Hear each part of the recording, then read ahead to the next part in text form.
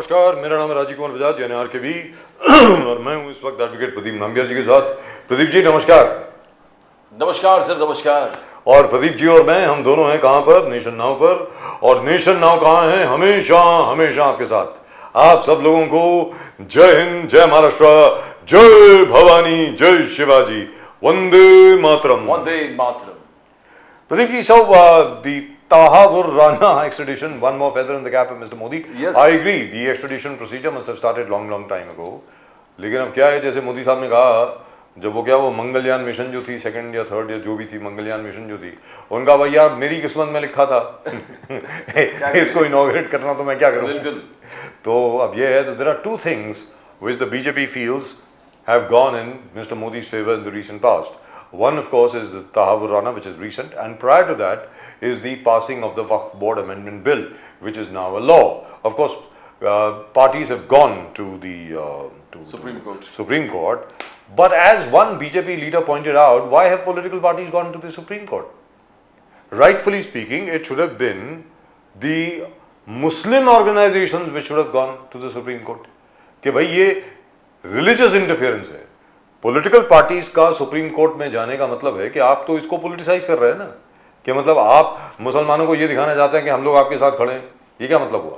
Sir continuous आप देखोगे, एक के बाद सीए जब हुआ, सीएए के बाद लगातार 2 साल तक पूरे देश में एक प्रकार से एक भ्रम फैलाया गया कि ये मुस्लिम समाज के खिलाफ है, और लगातार मुस्लिम जो गरीब है उनको रोड पे लेके आया है, and then nothing happened actually. It's 2 साल तक एक कैंपेन चलता रहा, nothing concrete happened. Now same thing Waqf, आज भी आफ्टर द फ्राइडे नमाज अदा, उसके बाद पूरे देश में मुस्लिम समाज बाहर निकल कर आए।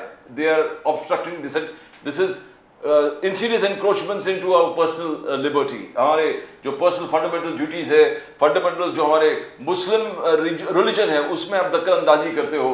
This is against the constitution, fundamental right that you are given to us. तो कहीं ना कहीं गुमराह हो रहा है। बट यह मोदी जी कह रहे हैं कि ये गरीब के लिए है, पशमंदा के लिए है, विधवाओं के लिए, मुस्लिम विधवाओं के ट्रिपल तलाक से अफेक्टेड है, यतीम है, उनके लिए पब्लिक लैंड जो है उसको हम लेकर फ्री करेंगे, and we will see that it helps the most poor and downtrodden in the Muslim community. But I hope that really happens. That's my only concern. My concern is कि अगर कहीं पर भी, जैसा आपने कहा है, और उन्होंने कहा कि उनके पास पूरी लिस्ट है और पार्लियामेंट को सबमिट भी करी है, कि कहां पर 32 वक्फ बोर्ड जो हैं पूरे हिंदुस्तान में, उन्होंने कहां पर एनक्रोचमेंट करी है, अतिक्रमण करा है, सरकारी जमीन को टेक ओवर किया है, इलीगली कोई चीज को टेक ओवर किया है। अगर ऐसा कुछ है तो I hope it really happens. जो आपने प्रॉमिस किया है वो मैं उम्मीद करता हूं कि आप लोग करेंगे, और just passing the law is not enough. आप जो हैं उसकी ऑडिट कराइए, और जो वक्फ बोर्ड के मेंबर हैं जिन्होंने अपने घर भरे हैं मुसलमानों की जमीन को लेकर के, ये अल्लाह के काम के लिए, मतलब धार्मिक काम के लिए जो जमीनें दी गई थी, लोगों ने जो अपनी जमीन को वक्फ किया, उससे अपने घरों को भरा, मैं उम्मीद करता हूं कि वो सब लोग जेल में होंगे। I hope that really happen. That is what Fadnavis ji ने यहाँ पर अनाउंस किया। नाउ हाउ सीरियस इज, मतलब 2000 से लेकर 2014 तक जो भी मिसयूज हुआ, जो भी करप्शन हो गया, जो भी इलीगल तरीके से लैंड लिया गया, I will see that everybody is punished. Now that's his word. Now I hope it happens. Yes, it happens. I hope it happens. And if it doesn't happen, then why did you bring in the Waqf Amendment anyway? But if you see Article 370, India Alliance के बहुत सारे partners कह रहे हैं कि हम अगर power में वापस आते हैं तो इसको वापस हम लोग रिवोक करेंगे। 370 तो आता नहीं सर, अब वापस कुछ भी कर लीजिए। नहीं, there was Let's be very clear. In fact, many people from the DMK were claiming that we will revoke this bill and we'll see that Article 370 is back. But you will see the development. Farooq Abdullah, Omar Abdullah खुद कह रहे हैं कि things have changed. Yes, we are things have seeing changed. a new Kashmir. Right, I think we have a couple of guests with us. Our old friend Nizamuddin Raeem Saab is here after a long gap. निजाम साहब नमस्कार। नमस्कार sir. बड़े दिनों के बाद, मजा आ रहा है। यस सर, बड़े दिनों के बाद। मैं उम्मीद करता हूँ सर अब आपकी तबीयत जरा ठीक होगी थोड़ी बहुत। एकदम बढ़िया, फर्स्ट क्लास। चल पा रहे हैं सर अब आप? वो जो फ्रैक्चर हो गया था आपका काफी अच्छा है सर अभी। अरे फैंटास्टिक, वंडरफुल, बहुत इतने लंबा सफर हमारे मींस बिना निजामुद्दीन साहब बहुत मिस किए थे आप। बीजेपी वालों ने एक्सीडेंट करवा दिया जैसे- पांडे जी बैठे। पांडे जी बैठे हैं सर सामने आपके। और चिंतामणि कारखानी साहब, एक बार फिर आपका स्वागत है। नमस्कार सर, जय हिंद, जय महाराष्ट्र, जय भवानी, जय शिवाजी। Thank you sir. नमस्कार। कारखानी साहब, thank you, thank you sir. And of course our friend Shailesh Pandey ji. Shailesh Pandey ji, बहुत बहुत धन्यवाद आपका हमारे साथ जुड़ने के लिए। Thank you so much sir from the BJP. बहुत बहुत, और आपको बहुत बहुत मुबारक हो, आपको बहुत बहुत बधाई हो। तहावुर राणा को आप यहाँ लाने में सफल हुए, 26/11 का जो प्लानर था उसको, और साथ में जो वक्फ बोर्ड का जो अमेंडमेंट था वो अब कानून भी बन गया है, उसके लिए भी आपको बधाई। तो मैं आपके पास आता हूं, सबसे पहले मैं जाता हूं निजामुद्दीन रहीम साहब के साथ, क्योंकि निजामुद्दीन रहीम साहब तकरीबन 45 दिन के बाद हमारे पास आ रहे हैं। 45 दिनों के बाद इस शो में आ रहे हैं। और खारखानी साहब तो अभी साथ में ही थे। तो निजाम साहब, कारखानी साहब भी एक लंबा वेकेशन लिए थे, यूएस गए थे, वो तो अपना इलाज कराने के लिए गए थे। अभी he is looking very fine. तो निजाम साहब, आप ये बताएं कि वक्फ बोर्ड की बिल आ गया, अमेंडमेंट भी पास हो गया। Of course now political parties have gone to the court, supreme court में गए हैं। अब सुप्रीम कोर्ट क्या निर्णय लेता है वो तो उसके ऊपर है, लेकिन फिलहाल तो वो कानून है। तो इन बीजेपी सरकार का यानी एनडीए सरकार का ये कहना है कि कुछ खास परिवार हैं जिन्होंने वक्फ बोर्ड्स के ऊपर कब्जा किया हुआ है और वो उसको छोड़ नहीं रहे हैं। और इन लोगों ने जितने भी पासबंदा मुसलमान हैं, जो गरीब मुसलमान हैं बेचारे, उन लोगों का शोषण करते हुए अपने घर भरे हैं। ये नया कानून जो है उसको करेक्ट करेगा, उसमें सुधार लाएगा। अब निजाम साहब आप बोलें सर प्लीज। सर देखिए, दो चीजें मैं क्लियर कर दूं जी, कि अगर इसमें से किसी आदमी ने वक्फ अमेंडमेंट बिल और वक्फ के बारे में जानकारी हो और उन्होंने पढ़ा हो, तब तो उनको आइडिया लग जाएगा। सिर्फ ये बहस करना कि मोदी जी ने ये कर दिया और कांग्रेस ने ये नहीं किया, इसमें पसमानदा मुसलमान का नुकसान है, किस मुसलमान फायदे में, ऐसा कुछ भी नहीं है। पहली बात, बजाज साहब, इस देश में जितनी जमीनें हमारे बुजुर्गों ने यानी मुस्लिम कम्युनिटी के लोगों ने जो डोनेट किया है अपने धर्म के काम के लिए, उस जमीन को हम वक्फ बोर्ड की जमीन कहते हैं जी। अब उसमें आप ये जान लें कि जैसा कि बीजेपी कह रही है कि 9 लाख हेक्टेयर है, 11 लाख है, 15 लाख है, जितना भी है, उसका 90% जमीन जो है ऑलरेडी या तो कब्रिस्तान के पास है या फिर वो जमीनें ऐसे काम में है जिससे किसी चीज का कोई रिटर्न पैसा नहीं आता। अगर बीजेपी बहुत ईमानदार है, प्रधानमंत्री जी को पसमानदा मुसलमानों की बहुत चिंता है, मुझे बड़ी स्वागत है उनका, लेकिन उनके पास कोई रोड मैप है क्या? क्या कब्रिस्तान में आप डेवलपमेंट करके लोगों को पैसा ला के देंगे? या आप मुझे बताएं कि ऐसे कौन से परिवार हैं जिन्होंने उन जमीनों पर कब्जा किया है? क्या इनके पास कोई लिस्ट है जिसको वो सार्वजनिक करेंगे? दूसरी चीज है कि प्रधानमंत्री जब 10 वर्ष तक बीजेपी खुले तौर पर फुल फ्लेज सत्ता में थी, तो उनको वक्फ अमेंडमेंट बिल या वक्फ के बारे में चिंता नहीं हुई। ऐसा है कि इसके पीछे एक बड़ा खेल खेला जा रहा है कि वक्फ अमेंडमेंट के बदौलत कुछ क्षेत्रीय पार्टियों को खत्म करने का उनका अपना एक मंसूबा है। अब आप बिल्कुल साफ साफ समझ लीजिए कि जिस तरह से 3 पार्टियां, विलास पासवान जी वाली पार्टी जो उनके बेटे चला रहे हैं, नीतीश जी वाली पार्टी और नायडू वाली पार्टी, इनके तीनों के बेसिक वोटर्स जो हैं वो मुसलमान हैं। अभी भी बीजेपी को इस बात का खतरा है कि अगर ऐसा कुछ होता है कि फ्यूचर में हम हिंदू मुस्लिम वोट के बंटवारे को अगर एक अलग अलग जगह ले आ सकेंगे तो उसका कुछ बेनिफिट कर सकेंगे। रही बात उनको मुसलमानों की चिंता की और ये कहने की कि भारत के संविधान में ऐसा है, तो भारत के संविधान में तो ये भी है कि आप जो है हिंदू ट्रस्टों में भी आप मुसलमानों को क्यों नहीं रखेंगे? जो अमेंडमेंट बिल में जो चीजें आ रही है वो सिर्फ जमीनों का इशू नहीं है कि किसी एक परिवार के पास जमीनों का कब्जा है वो इस लाने से वो हट जाएगा, बल्कि इन सरकारी जमीनों को हथियाने और कुछ चंद लोगों को बेचने का जो खेल यहाँ शुरू होने वाला है, वो सारी बातें ये है। निजामुद्दीन साहब, वो प्राइम मिनिस्टर मोदी जी कह रहे हैं कि ये हो रहा था, मैं इसको रोक दिया हूं। वकाफ रिफॉर्म बिल इस चीज को रोकेगा और जो पब्लिक लैंड जो यूसर्व किया है ऐसे गलत तरीके से इलीगली, उसको वापस मेन स्ट्रीम में लेके आएंगे। गरीब मुसलमान, पसमंदा, विधवा, यतीम बच्चे जो तलाक से, ट्रिपल तलाक से अफेक्टेड है, इनको उनके पास रोड मैप है। यही कह रहे कि रोड मैप है निजामुद्दीन साहब। पिछले 10 सालों में सैकड़ों डिबेट हमने आपके चैनल पर माननीय प्रधानमंत्री जी को लेकर या बीजेपी को लेकर हमने आपके चैनल पर किया है। अगर 100 चैनल में हमने 100 बार किया है तो 99 जगहों पर प्रधानमंत्री, उनकी मंडली हमेशा झूठ का सहारा लेकर आई है। ये पूरा भारत जानता है, ये दुनिया का हर आदमी जानता है। और अगर और ज्यादा अच्छे से आपको जानना है तो ग्रुप जो अभी एक नया AI चैनल आया है सरकार को के अगेंस्ट में या देश में जितनी भ्रष्टाचार हो रही है जो दिख रहा है उस पर आ रहा है।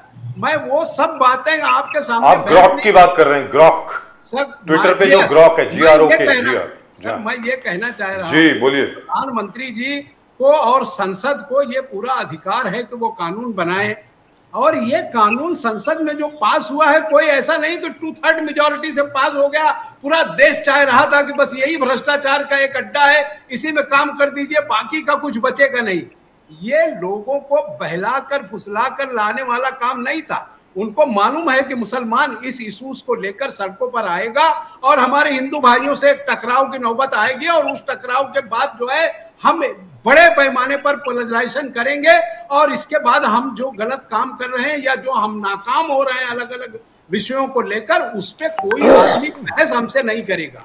आप देख लीजिए कि अमेंडमेंट बिल आने के बाद कोई मुसलमान जिसको ये चाह रहे थे वो रोड पर आए, लेकिन Muslim personal law board, Jamiat Ulama-e Hind, आप मुस्लिम लोग के जितनी अलग अलग संस्थाएं थी, सरकार और किसी राजनीतिक पार्टी की बात नहीं कर रहा हूं, उन्होंने अपने लोगों के साथ ये कहा कि भाई ये संसद ने इस कानून को पास किया है, ये हमें पसंद नहीं है। अगर हमारे अमेंडमेंट में जिस तरह की चीजें इस्लाम, क्योंकि ये सरकार के बाप की चीज नहीं है सर, ये 1 इंच जमीन इसमें गवर्नमेंट ऑफ इंडिया या किसी दूसरे की नहीं है, ये मुसलमानों की खालिस जमीन जो उनके आबो अजदाद ने डोनेट किया है अपने मुस्लिम भाइयों के लिए, ये वो जमीनें हैं जिसमें सत्ता का कोई रोल नहीं होना चाहिए। सत्ता एक मुतवल्ली की तरह है कि आप इसकी देखभाल कर सकेंगे। जिन लोगों ने उस जमीनों को कब्जा किया है, क्या भारत सरकार ने 10 वर्ष में कोई 1 इंच या 1 बीघा जमीन छुड़ाने की कोशिश की क्या? दूसरी आपकी जानकारी की बता दूं, अगर आप अभी आज आप गूगल अभी सर्च कर लीजिए इसी मिनट, तो 50% से ज्यादा जमीनें जिनको ये कह रहे हैं वो भारत सरकार और राज्य सरकारों के कब्जे में है, जिन पर इन्होंने कलेक्टर के कार्यालय बना रखे हैं, कई जगह कोर्ट कचहरी बना रखी है, कई जगहों पर जो है इसका मिसयूज किया जा रहा है। यह सरकार की देखरेख में हो रहा है। उसमें हो सकता है कांग्रेस की भी सरकार है, मैं ये नहीं कह रहा हूं कि कौन सी सरकार है कौन सी सरकार नहीं है। मेरा ये कहना है कि ये जमीन भारत सरकार की नहीं है, ना ये किसी राज्य सरकार की जमीन है, ये खालिस जमीन मुसलमानों को उनके बुजुर्गों ने डोनेट किया है। सरकार उस पर नियंत्रण, और वो नियंत्रण भी कैसा है कि हर धर्म, आज जो बातें वो कह रहे हैं कि हम अमेंडमेंट बिल में हम 2 हिंदू भाई को लाना चाहते हैं, इस धर्म के पारसी बाबा उनको सब, ये सारी चीजें पहले से भी महिला उस ट्रस्ट में है, उनको जानकारी के लिए चाहिए तो नाम भी देता हूं। लेकिन अभी जो दिखाने की कोशिश हो रही है ये एक लड़ाने की साजिश है। Let's go to Shailesh Pandey साहब। जी शैलेश पांडे साहब, अच्छे से साजिश है जी, जिसको बिल्कुल समझने, मैं इसमें किसी को भी दोष नहीं देता। सरकार की जमीन नहीं है तो सरकार को अधिकार नहीं है। जी जी जी, और संसद को कानून बनाने का अधिकार है। साहब आपके पास वापस आएंगे ना सर? सर ये जितने चीजें आज ला रहे हैं ना, ये जितनी चीजें आज ला रहे हैं अमेंडमेंट करके, ये सारी चीजें वो बिल में पहले से हैं। अगर उन्हें पढ़ा नहीं मसौदा तो पढ़ ले। दूसरी चीज ये कि अगर वो ये दिखाने की कोशिश करते हैं कि भाई इसमें हिंदू भाई को डालिए, आप जरूर डालिए। तो आप राम मंदिर में जो ट्रस्ट आपने बनाया उसमें आपने मुसलमान को नहीं डाला। अगर इस भारत में आप हिंदू और मुस्लिम भाईचारा की बात कर रहे हैं और सारे मुसलमानों को बढ़िया व्यवस्था देना चाहते हैं, तो सलाइन बोर्ड में मुसलमान है, लेकिन आपने उसमें 2 कानून बनाया है कि आप सलाइन बोर्ड में किसी मुसलमान को कश्मीर का कभी राज्यपाल नहीं बनाएंगे आप, क्योंकि वो सलाइन बोर्ड का चेयरमैन होगा। राम मंदिर ट्रस्ट में आप वहां के कलेक्टर को पदेन मेंबर बनाएंगे, लेकिन उसमें आपने एक कॉलम जोड़ दिया कि मुसलमान। अगर सर आपकी अगर इजाजत हो, निजाम साहब अगर आपकी इजाजत हो तो मैं शैलेश पांडे साहब के पास चले जाऊं। जरूर हम बड़ी सुनेंगे पांडे जी। बहुत बहुत बहुत धन्यवाद। खारकन साहब, मैं आपके पास आता हूं बाद में आपके एनालिसिस के लिए, because your analysis is brilliant usually. आप बहुत ऑब्जेक्टिव तरीके से एक एक चीज को एनालाइज करते हैं, which is why I am coming to you after I speak to Shailesh Pandey साहब। तो शैलेश पांडे साहब, आपने सुना निजाम साहब ने क्या कहा, निजामुद्दीन रहीम साहब ने। तो शैलेश पांडे जी, क्या यह साजिश है आपकी तरफ से हिंदू वर्सेस मुसलमान करने की, मुसलमानों को नीचा दिखाने की?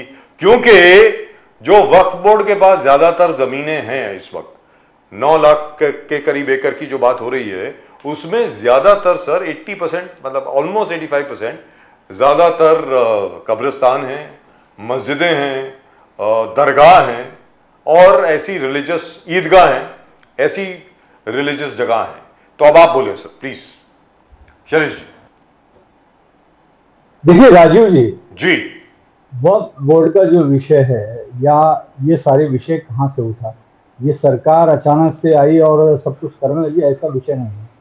वक्फ बोर्ड के बहुत सारे कंप्लेंट्स अलग अलग राज्यों में देश स्तर पे आए, उसके बाद ये सारी चीजें सरकार के पास जी। आई। और सरकार ने भी, आपने सुना होगा कि संसद में जब चर्चा चल रही थी तो उस वक्त देश के गृह मंत्री अमित शाह जी ने एकदम स्पष्ट तौर से, साफ तौर से ये बताया कि देखिए, वक्फ जो धार्मिक विषय है, वक्फ बोर्ड और वक्फ परिषद, ये दोनों एडमिनिस्ट्रेटिव विषय है। तो जो धार्मिक विषय है मुस्लिम समाज का या इस्लाम का, उसमें जरा भी कोई भी छेड़छाड़ नहीं हुई है। जो बदलाव करने हैं वो एडमिनिस्ट्रेशन, जिसके कंप्लेंट्स बार बार आ रहे थे, उसके अंदर बदलाव करके उसमें सुधार करने की आवश्यकता है, ताकि जो कंप्लेंट्स आ रहे थे, जैसे उदाहरण के तौर पे तमिलनाडु में 1800 वर्ष पुराने मंदिर पर और उस गांव पर वक्फ बोर्ड ने जाकर अपना कब्जा बताने की कोशिश की। प्रयागराज में जहां महाकुंभ हुआ, वहां पे संगम की जमीन पे कब्जा बताने की कोशिश की। उसके बाद संसद की जमीन पर भी कई लोगों ने वक्फ बोर्ड का दबाव पेश किया। और मैं आपको एक तमिलनाडु की घटना बताता हूँ। वहां पे तो ऐसा भी हुआ तमिलनाडु में कि वक्फ बोर्ड के लोगों ने वक्फ बोर्ड की जो जगह थी, वो एक 3 स्टार होटल बनाने के लिए कई लोगों को मिलकर लीज पे देने की कोशिश की थी। लेकिन ये जमीनें मैं राइन भाई से पूरी तरह से सहमत हूँ कि यह धर्म का विषय है और ये मुस्लिम समाज के जो धार्मिक विषय है उनके लिए इस्तेमाल हो जानी चाहिए। और वही बात अमित शाह जी ने कही है कि वक्फ जो विषय है वो धार्मिक विषय है मुसलमानों का, उसमें कोई भी छेड़छाड़ नहीं। तो ये जो कंप्लेंट्स आ रहे थे, जो चीजें हो रही थी कि उन जमीनों का दुरुपयोग किया जा रहा था, तो वो दुरुपयोग भविष्य में ना हो और वक्फ की जो संपत्ति है और उसको सही बात के लिए उसको यूज किया जाए। और सबसे बड़ी बात ये भी देखने में आई थी कि वक्फ बोर्ड के अंदर जो लोग थे, वो मुश्किल से 10% जो तादाद है लोग देश के मुस्लिम समाज के, वही लोग उसके अंदर है। तो इसमें भी सभी समाज के लोगों का समायोजन होना चाहिए, जो पिछड़े हैं, शोषित हैं, वंचित हैं, पसमानदा है और शिया है, बाकी के जो बोहरा समाज के लोग हैं, सभी समाज के लोगों का भी उसमें, मुस्लिम समाज के लोगों का समन्वय होना चाहिए, सम्मिलन होना चाहिए, ताकि उस चीजों को वक्फ की जमीन का सदुपयोग मुस्लिम समाज के लिए और देश के लिए भी ढंग से, जिसलिए वो जमीनें एक्वायर की गई हैं, उसलिए होना चाहिए। ये निश्चिंत रहना चाहिए कि इसमें कोई भी सरकार का कोई वक्फ की धार्मिक चीजों में कोई भी रोल नहीं रहेगा। ये डंके की चोट पे देश के गृह मंत्री अमित शाह जी ने देश के संसद में समझाया। और देखिए, मैं एक बात और कहना चाहूंगा कि जब भी ऐसे मुस्लिम समाज के विषय आते हैं, जो मैं कहूंगा सुधार के विषय, देखिए सुधार होने चाहिए। मैं बताऊं, हमारे हिंदू समाज के अंदर बहुत सारी प्रथाएं थी, वो प्रथाओं को बदलाव हुआ है, उसके अंदर समाज सुधार हुआ है। तो मुस्लिम समाज में भी जैसे 3 तलाक का विषय लाया नरेंद्र मोदी जी ने, तो उसमें सुधार की उद्देश्य से सुनिए, उनका कहना है कि अनकॉन्स्टिट्यूशनल है, असंवैधानिक है, कांग्रेस और एनडीए अलायंस के लोगों ने किया पूरे देश को, इससे मुसलमानों की नागरिकता चली जाएगी। मुस्लिम समाज का कहना है कि ये अनकॉन्स्टिट्यूशनल है। पांडे जी सुनिए कहना, पांडे जी सुनिए, ये अनकॉन्स्टिट्यूशनल है। संविधान में लिखा है कि आप इनके पर्सनल लाइफ, पर्सनल प्रोपेगेट करना ना, प्रोफेस करने पे कोई सरकार दखलंदाजी नहीं कर सकते, मगर आप इस बिल के माध्यम से पांडे जी, आप इस बिल के माध्यम से सुनिए, बदनाम किया गया कि तुम्हारी जो सिटीजनशिप। पांडे जी एक सेकंड, सर शैलेश पांडे जी, अरे थोड़ा सा तो रुक जाइए, थोड़ा ब्रेक तो लगाइए सर। अफवाह नहीं फैलाना चाहिए देश में। शैलेश पांडे जी जरा ब्रेक लगाइए, ब्रेक। पांडे जी सुनिए, अनकॉन्स्टिट्यूशनल, जितने मुस्लिम समाज और मुस्लिम ट्रस्ट है वो कहता कि ये अनकॉन्स्टिट्यूशनल है। संविधान में हमारे लिए जगह है, फंडामेंटल राइट्स, हमें अपने रिलीजन को प्रोपेगेट करना, प्रोफेस करना, उनको प्रीच करने का पूरे संवैधानिक अधिकार है, और ये हमारा संवैधानिक अधिकार में आप उल्लंघन कर रहे हो, एनक्रोचमेंट कर रहे हो, ये एनक्रोचमेंट अनकॉन्स्टिट्यूशनल है। इसलिए सब लोग सुप्रीम कोर्ट कह रहे हैं कि आप हमारे फंडामेंटल राइट्स पे एनक्रोच नहीं कर सकते। पांडे जी नहीं, देखिए, भारतीय जनता पार्टी और देश के यशस्वी प्रधानमंत्री नरेंद्र मोदी जी कभी भी देश के किसी भी नागरिक का फंडामेंटल राइट्स लेने की बात नहीं करते। नरेंद्र मोदी जी हमेशा ये बात करते हैं 140 करोड़ देशवासियों की, जो कि अब संख्या बढ़ गई है, राजीव जी बार बार कहते हैं 156 हो गए सर, 156 करोड़, 156 करोड़ देशवासियों के, फिर वो हिंदू हो, मुसलमान हो, सिख हो, ईसाई हो, बौद्ध हो, जैन हो, किसी भी भाषा के हो, प्रांत के हो, सभी की हम बात करते हैं। और जब हम इस दृष्टि से हम काम करते हैं, हम सर्वधर्म समभाव की दृष्टि से काम करते हैं, सबका साथ, सबका विकास, सबका विश्वास, सबका प्रयास की दृष्टि से हम काम करते हैं, तो हमारे लिए सभी नागरिक एक समान है। यहाँ पर तो मुस्लिम समाज के दबे कुचले पिछले लोगों के ऊपर हो रहे जो अन्याय था, जो जमीनों का फेर था, उसमें सुधार लाने के लिए ये काम किया गया है, ना कि किसी को भी इसमें टारगेट करने का काम किया गया है। और सर एक बात और बताता हूँ, जी बोलिए, प्रधानमंत्री नरेंद्र मोदी जी और भारतीय जनता पार्टी, हमारा जो संगठन है, हम भी देश के मुस्लिम समाज के बीच में जा रहे हैं। हम मुस्लिम समाज के बीच में जाकर उनको जो वक्फ बोर्ड की सच्चाई है, वो सारी बातें, सरकार की जो वक्फ बोर्ड की जो सुधार अधिनियम है, इसको भी हम लोगों के सामने रखेंगे। I hope so sir, I hope so. मुझे ये पूरा विश्वास है कि देश की जनता तो समझ रही है, लेकिन जो चंद विरोधी पक्ष के लोग हैं, जो ये सोचते हैं कि उनका मुस्लिम वोट बैंक वो वोट बैंक के डर के मारे वो मुसलमानों का डराने का काम कर रहे हैं। और पिछले 70-75 सालों में कांग्रेस ने और एनडीए अलायंस ने मुसलमानों को डराने का काम किया है, लेकिन हमें देश में सबका साथ, सबका विकास करते हुए हम सबको समझाकर, सबको साथ में लेकर। सर मैं आस्क ए क्वेश्चन सर पांडे जी, इसके पहले कि मैं खारकने साहब के पास जाऊं उनके विश्लेषण के लिए, आई रियली रिस्पेक्ट खारकने साहब and his experience. He is a brilliant man. One of these days we're going to meet. Pandey साहब, क्या है कि यहाँ पर एक छोटी सी चीज मैं आपसे जानना चाहता हूं, और खारकने साहब के बोलने के बाद मैं चाहूंगा निजाम साहब उसके ऊपर जरा रिएक्ट करें। सर क्या है कि अगर मान लीजिए, जैसा कि कहा जा रहा है, जैसे प्रदीप जी ने भी पूछा अभी, कि अगर कहा जा रहा है कि जान करके आप लोग, आप जैसे रुद्राक्ष वाले मेरी तरह, आपकी तरह मेरी तरह, हम सब लोग जो है जान करके मुस्लिम समाज को जान करके बेइज्जत करना चाह रहे हैं, उनको सेकंड क्लास सिटीजन का दर्जा देने की कोशिश कर रहे हैं। बीजेपी के पास एक भी मुस्लिम मेंबर नहीं है, एक भी नहीं है, कहीं पर भी नहीं है, फिर भी आप मुसलमानों के इतने हितैषी बन गए, वगैरह वगैरह वगैरह। और यह भी कहा जा रहा है कि आप जान करके आप लोगों ने यह सब किया ताकि मुसलमानों को यह लगे कि भैया या तो हमारी बात सुनो, वरना ये जैसे यूपी में हो रहा है अभी, बुलडोजर बाबा हर जगह पे बुलडोजर चला रहे हैं, वगैरह वगैरह वगैरह, हर चीज फिर सामने आती है ना सर। तो मैं आपसे जानना चाहता हूं सर कि अगर ये रिलीजियस मैटर है, ये तो रिलीजियस मैटर हो गया ना, बार बार ये कहा जा रहा है कि मुसलमानों के धार्मिक व्यवहार में सरकार का हस्तक्षेप है, लेकिन अगर बिल को ध्यान से पढ़ा जाए तो वो तो सिर्फ जो एडमिनिस्ट्रेशन है उसकी, उसमें अमेंडमेंट हुई है, वक्फ के अंदर तो कोई अमेंडमेंट नहीं हुई है।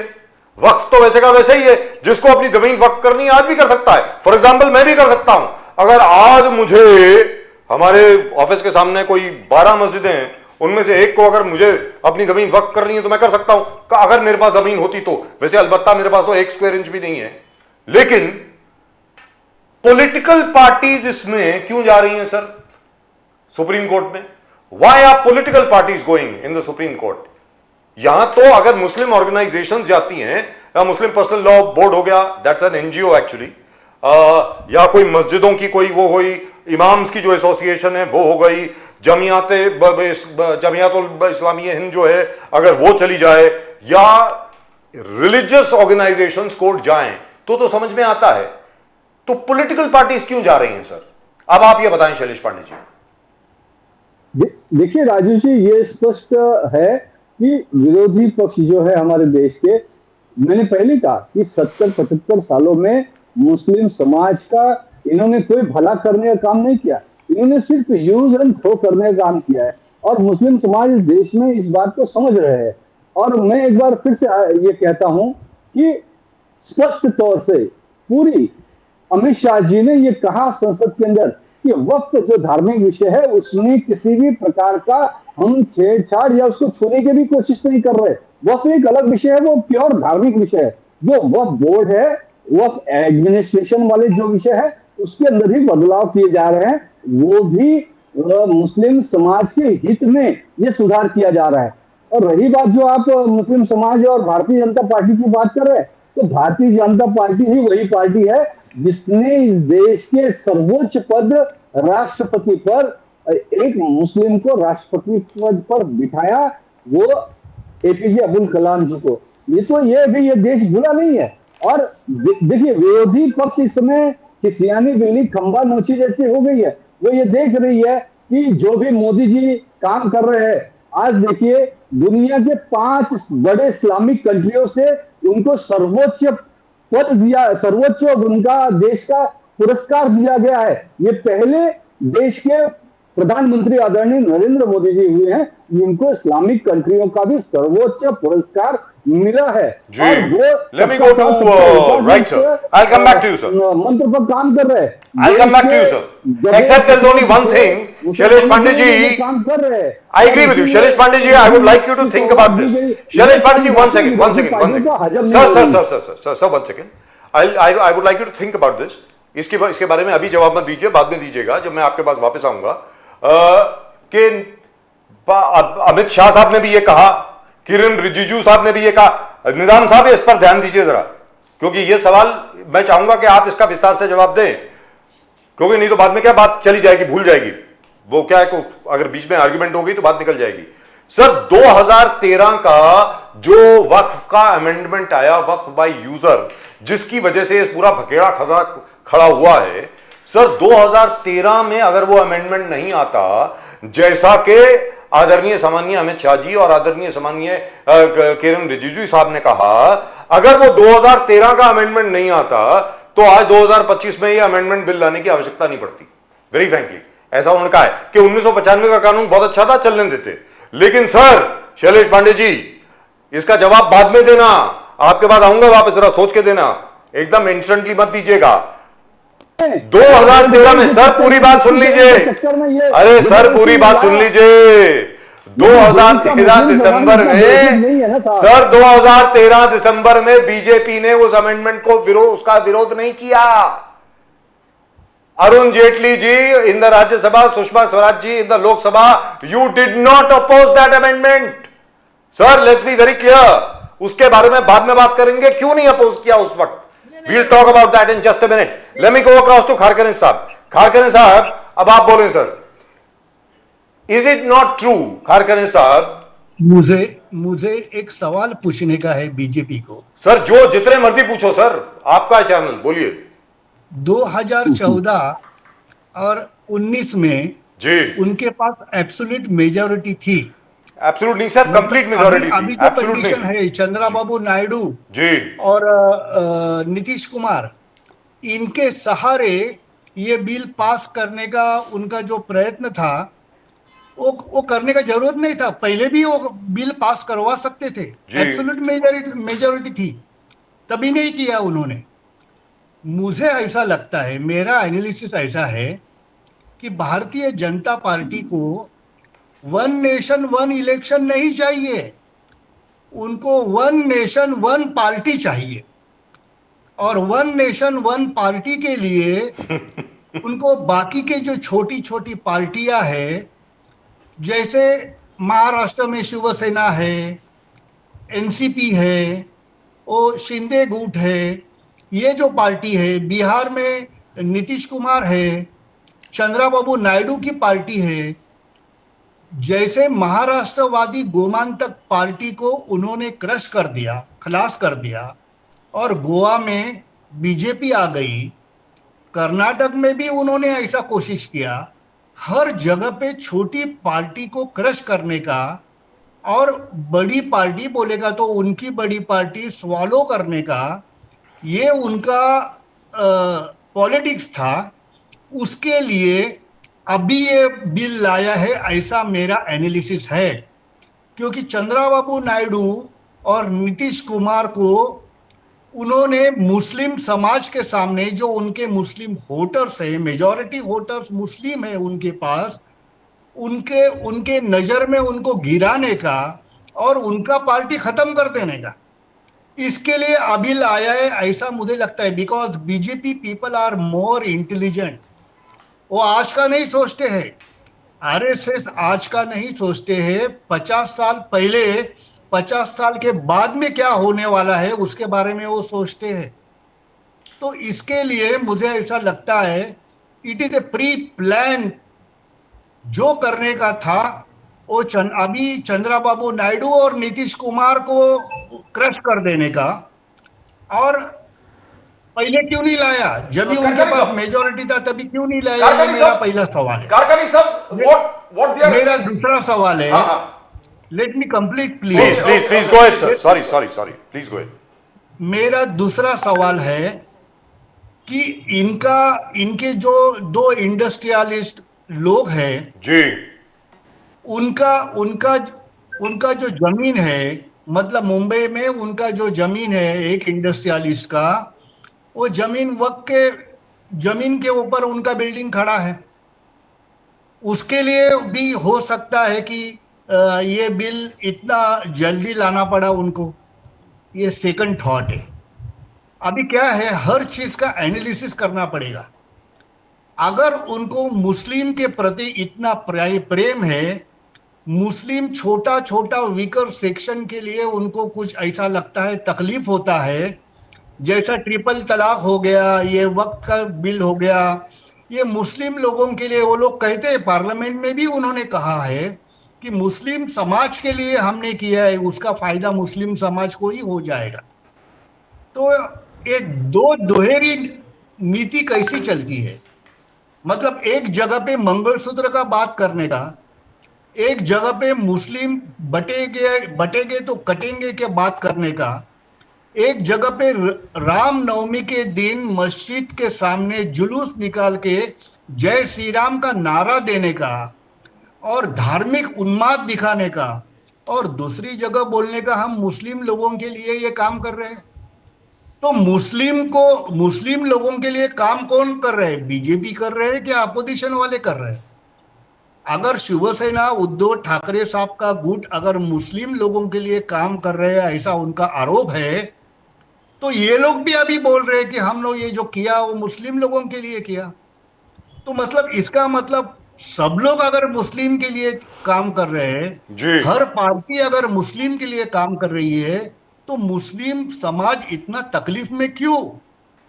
ये मैसेज भारत के बाहर, हिंदुस्तान के बाहर क्यों जा रहा है? बांग्लादेश में, पाकिस्तान में, बाकी सब जगह, अमेरिका, ऑस्ट्रेलिया, यूरोप, सब जगह पे जा रहा है कि मुस्लिम लोगों के ऊपर यहाँ पे अत्याचार हो रहा है, ऐसा मैसेज बाहर क्यों जा रहा है? जी। अगर सब लोग मुस्लिम लोगों का भला सोचते हैं तो सब लोग मिलके भला सोचना चाहिए। तो ये मुस्लिम लोगों के भले के लिए नहीं है, वो कुछ नहीं कर सकते, ये भला उनका खुद का है। वो सेंट्रलाइज करने का, हिंदू वोट समेटने का और हिंदू वोट के ऊपर मेजॉरिटी में आने का और बाकी का छोटा छोटा पार्टी फिनिश कर देने का, यही उनका प्लानिंग है। Yeah, वो प्लानिंग काकानी सक्सेसफुल साहब, नहीं होने वाला है, दैट इज 100%। ये भारत है, ये भारत में 700-800 साल मुगल लोगों ने यहाँ पे राज किया, उसके बाद में 150 साल ब्रिटिश लोगों ने राज किया, तभी भी हिंदू खतरे में नहीं था। ब्रिटिश आ गए तभी भी हिंदू खतरे में नहीं था। 2014 के बाद में हिंदू खतरे में कैसे आ गए? मेरे पिताजी ने, मेरे दादाजी ने कभी भी हमें नहीं बताया कि हमारा हिंदू धर्म खतरे में है। जैसा भी बीजेपी पावर में आ गया वैसा हम लोग सुन रहे कि हिंदू धर्म खतरे में है। तो अगर हिंदू धर्म खतरे में है तो उसके लिए जिम्मेदार कौन है? हम लोग जिम्मेदार है, कांग्रेस जिम्मेदार है, शिवसेना जिम्मेदार है, कौन जिम्मेदार है?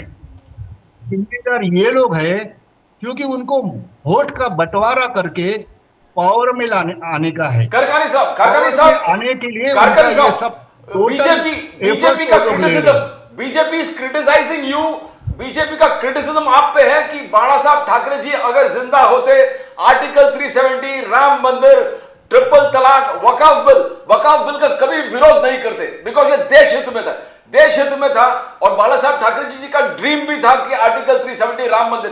तो आज क्या ठाकरे साहब का नाम लेने के लिए उनको कुछ है ही नहीं, दे कैनॉट क्वेश्चन। ये लोग बोलते हैं कि उद्धव जी को बाला साहेब ठाकरे अगर रहते थे तो नहीं वो लोग पार्टी का प्रमुख बनाते थे, लेकिन बाला साहेब ठाकरे ने मीटिंग में बोला है कि मेरे बाद में उद्धव और आदित्य को मैं ये पार्टी दे रहा हूं करके। दूसरी बात यह है कि बाला साहेब ठाकरे ने कभी भी प्रिंसिपल के ऊपर पॉलिटिक्स किया है, पार्टी का भला देख के पॉलिटिक्स नहीं किया है। अगर वो पार्टी का सिर्फ भला देख के पॉलिटिक्स करते थे तो राष्ट्रपति के इलेक्शन में सम्माननीय प्रतिभा पवार को वो लोग सपोर्ट नहीं करते थे। बीजेपी के साथ में हमारा अलायंस था, फिर भी सपोर्ट किया। क्यों सपोर्ट किया? ऐसे बहुत से इंसिडेंसेस है। सगो बर्वे फर्स्ट जब भी शिवसेना फॉर्म हो गया, जब भी मैं बहुत छोटा था, कॉलेज में था, पढ़ता था और शिवसेना का काम करने का चालू कर दिया, तभी हमारे ठाणा के कॉन्स्टिट्यूएंसी में कांग्रेस का सगो बर्वे करके एक कैंडिडेट खड़ा था। वो बहुत इंटेलिजेंट आदमी था। ये जो इंडस्ट्री आ गई, एमआईडीसी आ गई महाराष्ट्र में, और ये जो इंडस्ट्रियल परिवर्तन हो गया वो because of Yashwantrao Chavan and Sago Barve. ये दोनों के वजह से यहाँ पे इंडस्ट्री आ गई और सबको रोजगार मिल गया। जो महाराष्ट्र का डेवलपमेंट हो गया उसके लिए हो गया। वही सगो बर्वे को शिवसेना प्रमुख ने कांग्रेस के ऊपर वो क्रिटिसिज्म करते थे, सगो बर्वे को उन्होंने सपोर्ट किया क्योंकि वो बोलते थे कि मुझे ऐसे लोग चाहिए वो देश का भला ही सोचते हैं, बाकी कुछ नहीं। देश के भले के लिए जो काम करेंगे उनके लिए मैं उनके पीछे मैं खड़ा रहूंगा, उनको सपोर्ट करूंगा। He was clear in his mind। वो कभी दोहरी, और एक बार उन्होंने बोल दिया कि मैंने सपोर्ट किया तो आसमान पहाड़ गिरने दो, वो कभी पीछे नहीं हटे। Quite true। तो उद्धव ठाकरे जी ने आरोप लगा दिया है ऑन खरकानी साहब, ऑन बीजेपी। पहले मोदी ये सौगात लेके आए, अभी ये बिल लेके आके कह रहा है कि आप अभी मुसलमान के बेनिफिट के बारे में बात करो। क्या जिन्ना के बूथ आपके अंदर आए? क्या जिन्ना के बूथ कारखानी साहब असलियत में बीजेपी के दिल में समा गया है? देखो, बारे में बात करने के लिए उनको कुछ है ही नहीं, क्योंकि जीना के कब्र के ऊपर माथा टेकने के लिए कौन गया था? शिवसेना प्रमुख नहीं गए थे, बाला साहेब ठाकरे जी नहीं गए थे, भाजपा के लोग गए थे जीना के कब्र के ऊपर माथा टेकने के लिए। और जीना कहाँ का था? गुजरात से था, वो लोहाना गुजराती समाज का था। उन्होंने फीस का धंधा चालू कर दिया करके लोहाना समाज ने उनके ऊपर बाइकॉट डाला, और बाइकॉट करने के बाद में उनको सामाजिक इतना तकलीफ दिया, सोशल बाइकॉट के वजह से उनको इतना तकलीफ हो गया कि उन्होंने सोचा जाने दो ये हिंदू धर्म में छोड़ देता और वो मुस्लिम हो गए। He was pure Hindu, Jinnah was pure Hindu और he was converted to Muslim. He was a Lohana, correct Lohana, he Yes. Was pure Lohana समाज गुजराती, जी। गुजरात से ही था वो, और वो मुस्लिम हो गए। जीना का और इसका ये लोगों का नाम लेने का उनको कुछ मतलब ही नहीं है, क्योंकि हिंदू धर्म से जितने भी, देखो आज 30-40 करोड़ मुस्लिम हमारे देश में हैं, क्या तुर्कस्तान से या अफगानिस्तान से आए हैं क्या? बहुत सारे मुस्लिम, 80% मुस्लिम ये भारत के थे, वो कन्वर्ट हो गए और वो दलित समाज से थे। दलित जी।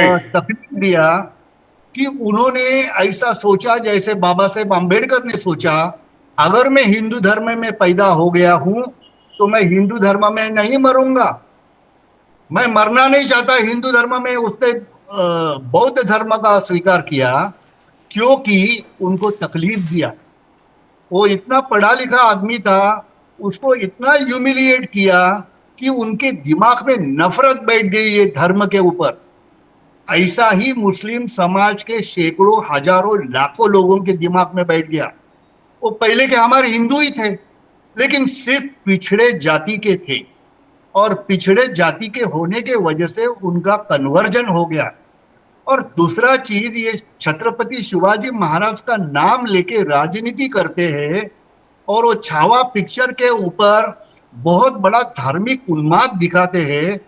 उनको मैं बताना चाहता हूं, छत्रपति शिवाजी महाराज के जो ऑफिसर थे, मिलिट्री ऑफिसर, मैं उनका नाम पढ़ता हूं, सिद्दी हिलाल, दौलत खान, इब्राहिम जी, खान, काजी जी। हैदर, सिद्दी इब्राहिम, नूर खान बेग, शमायत हसन खान मियानी, सिद्दी मिस्री, सुल्तान खान, दाऊद खान और आखिर का मदारी मेहतर। ये जो थे लोग, ये उनके पास मिलिट्री के बहुत बड़े अधिकारी थे, ऑफिसर थे, जर्नल थे, और उन्होंने शिवाजी महाराज के साथ में उनकी फौज, मुस्लिम फौज लेके, ऐसा कहा जाता है कि छत्रपति शिवाजी महाराज के पास जो फौज थी उसमें से 25 to 30% फौज में मुस्लिम सोल्जर थे। और कभी भी छत्रपति शिवाजी महाराज ने मुस्लिम समाज के अगेंस्ट में कुछ बात नहीं किया। मुस्लिम समाज के जो बादशाह थे, उन्होंने हमारे समाज के ऊपर जो अन्याय किया था, जैसा भी औरंगजेब जैसा, उनके खिलाफ वो लड़ना चाहते थे, जनता को न्याय देना चाहते थे जी। राजा का काम वो करना चाहते थे। राजा का राजधर्म है। राजधर्म क्या होता है जी। कि जनता को सपोर्ट करो। सर कारखाने साहब, इसके ऊपर एक अलग डिबेट करेंगे। Can I go to mister Nizamuddin Raeen साहब? निजाम साहब काफी देर से बोले नहीं है। निजाम साहब अभी अभी आपने शैलेश पांडे जी को सुना और उनसे मैंने एक सवाल पूछा था कि 2013 में अगर ये अमेंडमेंट इतनी खराब थी तो बीजेपी को इसको अपोज करना चाहिए था, निजामुद्दीन रईन साहब, तो क्यों नहीं किया? उस वक्त तो नहीं किया। तो क्या खारकनी साहब ठीक बोल रहे हैं कि क्योंकि अभी तक पूरी मेजॉरिटी थी मोदी जी के पास, अब नहीं है, तो अब किसी भी तरीके से चंद्रबाबू नायडू और नीतीश कुमार साहब का खात्मा करना चाहती है बीजेपी? क्या यह है? और साथ में जो उनके उद्योगपति दोस्त हैं, अब आप बोले सर। निजाम साहब, मैंने तो पहले जैसे ही मैंने आपके साथ डिबेट शुरू किया, जी। मैंने पहले ही कह दिया कि इन दोनों को खत्म करने के ये बड़ी साजिश थी, और ये शुरुआत हो भी गई। आपने देखा कि रामविलास पासवान के पुत्र जो हैं मंत्री महोदय, पहले दिन उन्होंने कहा कि मैं मुसलमानों से माफी मांग लूंगा और मैं उनसे बात कर लूंगा, मेरे पिता बहुत सेकुलर थे। अरे भाई, आप जिस बाला साहब ठाकरे की बात कर रहे हैं, बाला साहब ठाकरे ने मुसलमानों को कभी ये नहीं कहा कि मुसलमानों को मार दो।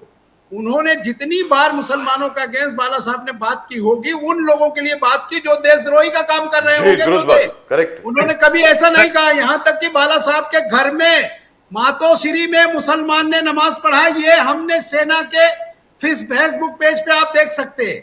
मुसलमानों के जितने बड़े इवेंट मुंबई में हुए वो बाला साहब के सहयोग से हुए हैं। उन्होंने इस तरह की कभी भावना नहीं व्यक्त की जिससे किसी मुसलमान की भावना आहत हो। बीजेपी के लोग सीधा सीधा एक ही काम करने के लिए पैदा हो गए हैं। आप उनके देखिए, उनको पूरा अधिकार था ना, जैसा अभी पांडे जी ने बड़ी अच्छी बात शैलेश जी ने कहा कि भाई इनको पूरा अधिकार था ना, उस वक्त इन्होंने क्यों नहीं ये सब मुद्दे लाए। ये मुद्दे हमेशा वो खोज कर लाते हैं कि कहां अभी लड़ाई हो सकती है। पंजाब में पूरा ट्राई किया, नहीं गए, पूरा का पूरा राज्य हम इस बिल के विरोध में खड़ा हुआ, पूरा 13 सांसद सबके सब। देश के कम से कम 240-45 सांसद अगर इसके विरोध में है तो इसका मतलब ये हुआ कि कहीं ना कहीं बड़े पैमाने में बेईमानी है ना। इनके दिल में ऐसा कुछ नहीं है, ये सिर्फ और सिर्फ सत्ता के दलाल हैं।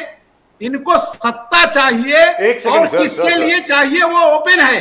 अभी अभी आपने सुना कि जिस तरह से इनको अंबानी को मदद करने के लिए अभी 20, आप सोचिए कि 10 लाख करोड़ या 1 लाख करोड़ या जितने में उन्होंने वह बोर्ड की उस जमीन को सरकार की मदद से कब्जा हुआ ना। अगर वो चाहते तो उनके पास अरबों रुपया है, कहीं भी घर खरीद सकते थे, किसी यतीम का यतीम खाना खरीदने की क्या जरूरत थी। अगर इस तरह की बेईमानी है, मैंने आपको पहले कहा कि इस जमीन से इनको कुछ निकल के नहीं मिलेगा, लेकिन हिंदू मुस्लिम के लिए एक मसाला मिलेगा, क्योंकि आप कब्रिस्तानों में क्या डेवलपमेंट करेंगे। सर वो तो बात हो गई। निजाम साहब एक सवाल है, एक बहुत सीधा साधा सवाल है मेरा। यह भी कहा जा रहा है, शैलेश पांडे जी इसके बाद मैं आपके पास आ रहा हूं, जरा ध्यान से सुनिए। यह भी कहा जा रहा है कि यह अमेंडमेंट लाने की आवश्यकता नहीं थी। लेकिन जैसे गौरव गोगोई साहब ने, आप ही के गौरव गोगोई साहब कांग्रेस के, उन्होंने कहा कि संशोधन की जरूरत थी, लेकिन कहां कहां जरूरत थी मैं बता देता हूं। सर अगर वहां पर बेईमानी हुई है, ईमानदारी से काम नहीं हुआ है, मान लीजिए वक्फ बोर्ड की वर्किंग में, क्योंकि 32 वक्फ बोर्ड हैं पूरे हिंदुस्तान में, कई कई जगह पर अगर कहीं पर धांधली हुई है तो देश का कानून सक्षम था, उस कानून के तहत उनके खिलाफ कार्रवाई हो सकती थी। तो क्या वास्तविकता में यह संशोधन लाने की आवश्यकता थी?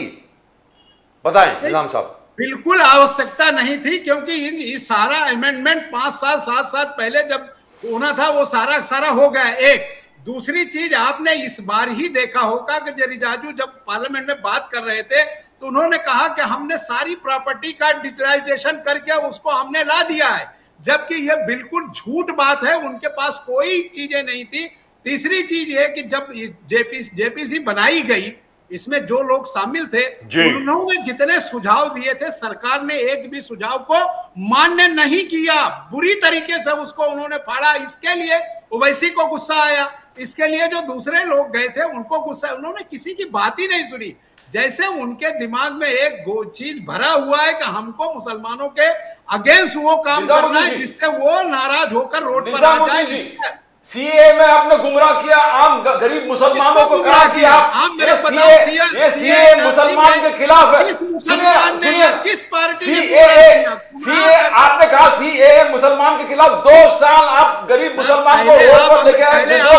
ट्रिपल तलाक में भी वही किया आप, वर्बल ट्रिपल तलाक महिलाओं की सुरक्षा के लिए बहुत अहम था। और आज वक्फ रिफॉर्म में भी आप लोगों को गुमराह करके आज पूरे देश में उनको बाहर निकाल कर मोर्चा पर लेके आ रहे हो। जब आपको दिल में मालूम है कि सच्चा है, अच्छा है, फिर भी आप लोगों को भड़का कर रोड पर लेके आ रहे हो। इस्लाम इतना मजबूत मजहब है, किसी की मुदाखलत की जरूरत नहीं है। वहां किसी को समझाने की आवश्यकता नहीं है कि तुम्हें यह करना है, तुम्हें यह नहीं करना है। हमारा जो इस्लामिक लॉ है वो फिक्स है। दुनिया की कोई ताकत, मोदी क्या, मोदी के बाप भी, अरे बट सीए में क्या मुसलमान के खिलाफ क्या था कि आप सब पब्लिक को लेके आए भाई? मेरी बात सुन ले आप ना, बोलिए। भारत के संविधान की इज्जत करते हैं, आपको उसका उदाहरण देते हैं। बाबरी मस्जिद गिरने के बाद जब कोर्ट का जजमेंट आया, इस देश के किसी मुसलमान ने विरोध किया क्या? यही सबसे बड़ा सबूत है कि मुसलमान जो है इस देश के संविधान को मानता है और संविधान पे ही चलता है। मुसलमानों ने इस मुल्क में सरकारों से सिर्फ यही मांग किया कि भारत के संविधान को जो डॉक्टर बाबा साहब ने बनाया है उसमें जो अधिकार उनको दिया है उन्हें दीजिए। आप बीजेपी से पूछिए कि इन 10 सालों में कितने मुसलमानों का उन्होंने डेवलपमेंट किया, किसने मुसलमान को मंत्री बनाया, कितने को विधायक बनाया, कितने को चेयरमैन बनाया। आर्टिकल 370 से देश का भला हुआ, ट्रिपल तलाक से देश का भला हुआ। बीजेपी के प्रवक्ता सुनिए आप, बोलिए ना।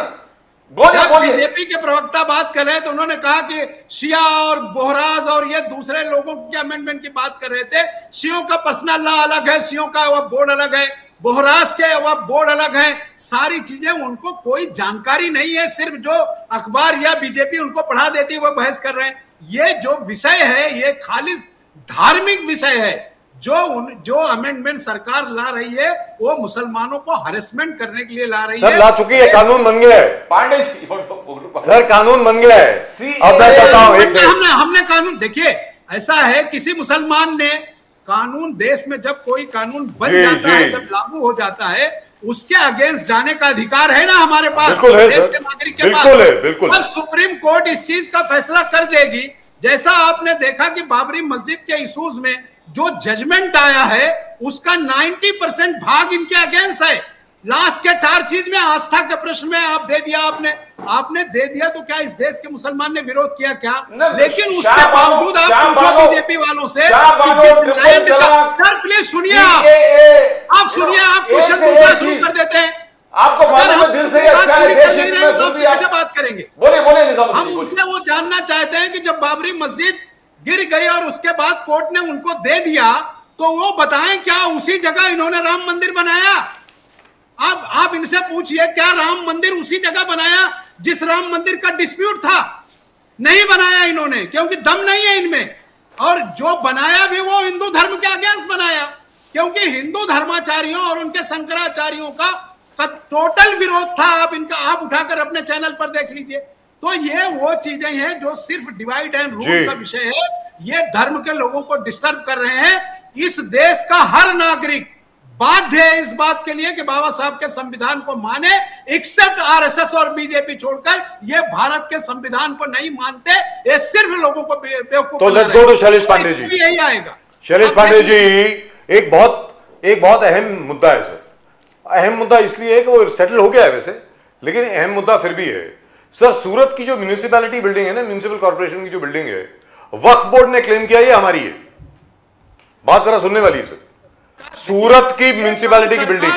सर मैं क्या बोलता हूं, ये किसी सर के पूछने दीजिए कहने ना, से कोई चीज होती है क्या? राम साहब एक सेकंड सर प्लीज, पूरी बात सुन लें, उसके बाद अगर आपको कुछ बोलना तो बोले। मैं आप ही के पक्ष की बात बोल रहा हूं वैसे, भाई देवे निजाम साहब आपके खिलाफ नहीं है, आप ही की बात बोल रहा हूं। सूरत म्यूनिसिपैलिटी बिल्डिंग को वक्फ बोर्ड ने क्लेम किया। जब यह मैटर जो है वक्फ के ट्राइब्यूनल में गया, तो शैलेश पांडे जी सुनने वाली बात है, वक्फ के ट्राइब्यूनल ने रेकमेंड किया कि जिन लोगों ने यह सूरत म्यूनिसिपैलिटी बिल्डिंग को क्लेम किया है उनके खिलाफ क्रिमिनल केस किया जाए, कि ये सब मुसलमानों को, सभी मुसलमानों को ये बेइज्जत कर रहे हैं, मुसलमानों का नाम खराब कर रहे हैं। अब आप बोलें शैलेश पांडे साहब, प्लीज गो अहेड। देखिए राजीव जी बोलिए सर। वक्फ बोर्ड का जो विषय था, जैसे सूरत के म्यूनिसिपैलिटी बिल्डिंग पे क्लेम करना हुआ जी, संसद पे क्लेम करना हुआ जी, तमिलनाडु में 1800 साल के पुराने मंदिर पे क्लेम करना हुआ जी, फिर एक तो तमिलनाडु का गांव है, वो पूरे गांव के गांव को, पूरे 5000 की आबादी से ज्यादा वाले गांव को ही वक्फ बोर्ड ने उसमें क्लेम किया था कि हमारी जमीन है। और ये तो बहुत सारे विषय जो डिस्प्यूट में आए, जो चर्चा में आए, जो न्यूज चैनल्स पे आए, जिनकी कंप्लेंट्स हुई है, वो हम डिस्कस कर रहे हैं। और ऐसे तो अनगिनत विषय है जिनको जो चर्चा में नहीं आए हैं। इसमें अगर आप डिटेल में बैठेंगे तो बहुत सारे विषय होता है जी। लेकिन सवाल यह है कि कांग्रेस पार्टी को ऐसे लोगों को न्याय देना नहीं है। कांग्रेस पार्टी ने जो वो समय इनको अधिकार दे दिया कि कोई भी जमीन हो, चाहे वो सरकार की जमीन हो, चाहे वो सेना की जमीन हो, चाहे वो रेलवे की जमीन हो, चाहे वो संसद की जमीन हो, चाहे मंदिर की जमीन हो, चाहे वो गांव की जमीन हो, सब कब्जिया लो। और ये तो उनका षड्यंत्र था ना कि वो जो चंद लोग वक्फ बोर्ड में उस वक्त कांग्रेस के समय से चलाते आ रहे, उनकी हुकूमत चलनी चाहिए और उनकी हुकूमत चलती रहे। जी, आपकी आवाज आ रही है सर, बोलिए बोलिए सर, आपकी हुकूमत चलती रहे। इसलिए पीड़ा तो इनको ये हो रहा है ना, तकलीफ क्यों हो रहा है आज, क्योंकि उनकी हुकूमत बंद हो जाएगी। ये जो 5 स्टार होटल बनाने वाले थे वो बोर्ड की जमीन को लीज पर देकर वो बंद हो जाएगा। आज मोदी जी ने, हमारी सरकार ने जब ये पवित्र कदम उठाया है कि जो गरीब है, वंचित है, क्या मैं ये चाहता हूं, मैं ये जानना चाहता हूं, क्या देश के मुसलमान जो बेवा है, विधवा है, बहनें हैं, उनके लिए कोई स्किल डेवलपमेंट सेंटर बनना चाहिए कि नहीं उस जमीन पे? क्या जो लोग अनाथ है उनके लिए अनाथालय बनना चाहिए कि नहीं बनना चाहिए उस जमीन पे? उस जमीन पे भी यूनिवर्सिटी, कॉलेज जो हमारे देश के मुस्लिम छात्र हैं, युवा हैं, उनके लिए बनना चाहिए कि नहीं बनना चाहिए? आज जब कोई पवित्र भावना से नरेंद्र मोदी जी और भारतीय जनता पार्टी एनडीए की सरकार समाज के लिए काम करना चाह रही है तो ये काम होने नहीं दे रहे हैं।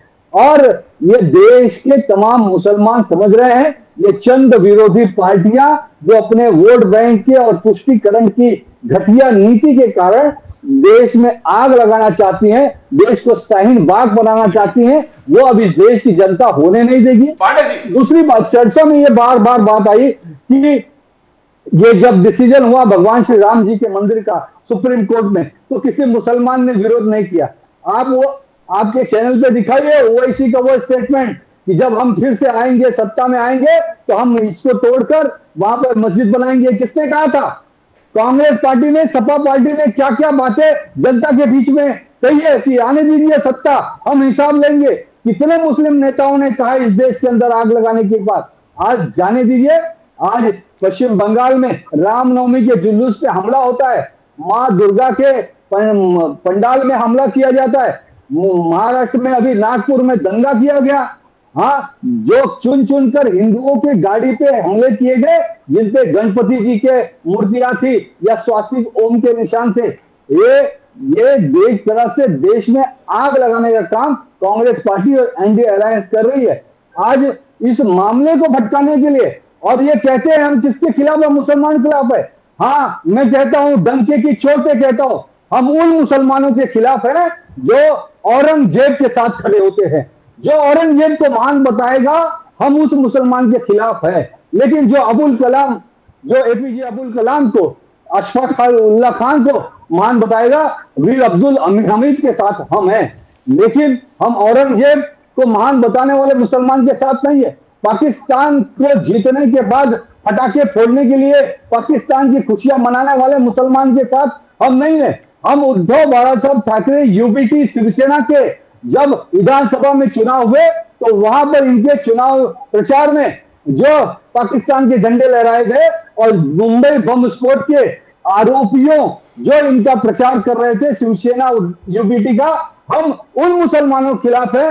और वो शिवसेना उद्धव बाळासाहेब ठाकरे जो यूपीटी है, वो उसको भी अपने गिरेबान में झांक के देख लेना चाहिए कि आज किस तरह से जो कांग्रेस पार्टी हमेशा से 75 साल से सिर्फ मुसलमानों का यूज एंड थ्रो किया है, इस्तेमाल किया है, उनको कोई तरक्की नहीं दी। आज मोदी जी तो एक हाथ में कंप्यूटर, एक हाथ में कुरान की बात करते हैं।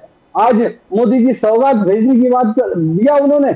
और आज क्या मुझे ये बताए, मैं पूरे देश से जानना चाहता हूं, 3 तलाक का जो कानून मोदी जी ने लाया, क्या उस वक्त, मुझे बताइए रायन भाई, क्या मुसलमान बहनों को तकलीफें नहीं होती थी? क्या 3 तलाक कह दिया और उसकी पूरी जिंदगी उजड़ जाती थी? ऐसे कितने सारे केस पुलिस स्टेशन में आते थे, कोर्ट कचहरिया में चलते थे। आज उनसे निजात मुस्लिम माताओं बहनों को मिला या नहीं मिला है? तो अगर हम किसी समाज, मुस्लिम समाज के लिए हम अच्छा काम करते हैं तो आप हमारे हर बात को शक्ति नजर से देखते हो, ये अच्छी बात नहीं है। देखिए, मोदी जी का मंत्र है सबका साथ सबका विकास, और हम सबका साथ सबका विकास करते। अरे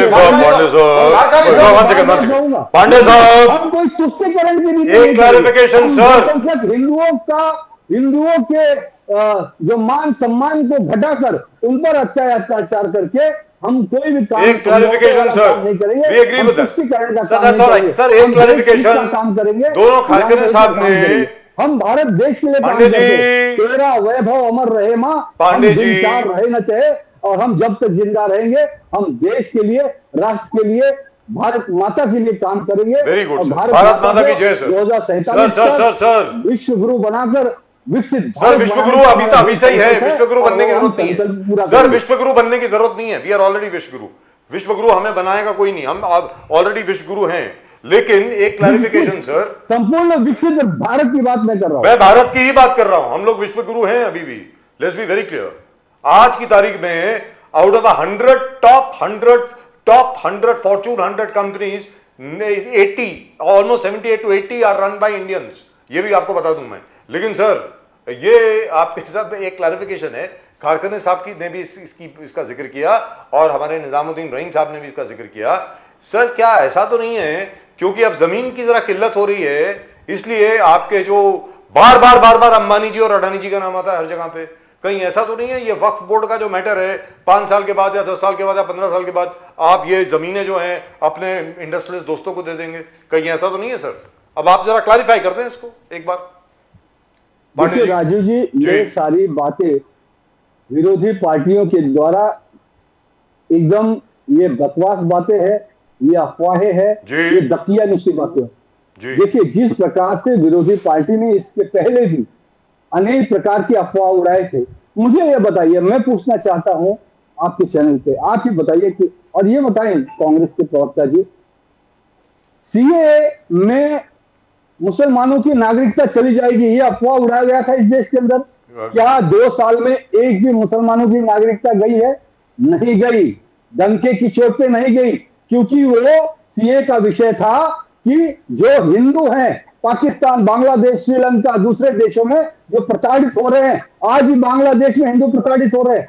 आज भी मैंने एक वीडियो देखा पाकिस्तान से, एक सिंधी हिंदू कह रहे हैं कि हमें बचा लीजिए, हमारे बेटियों के साथ अत्याचार हो रहा है। आज मुझे बताइए, आज ये छाती पीटते हैं, लेकिन जब 1947 में देश का डिवीजन हुआ तो हिंदू और मुसलमान के आधार पर हुआ, हिंदुओं का हिंदुस्तान है तो पाकिस्तान में मुसलमान चले गए, और फिर भी हमने मुसलमानों को यहाँ पे अपने साथ गले से गले लगाकर रखा।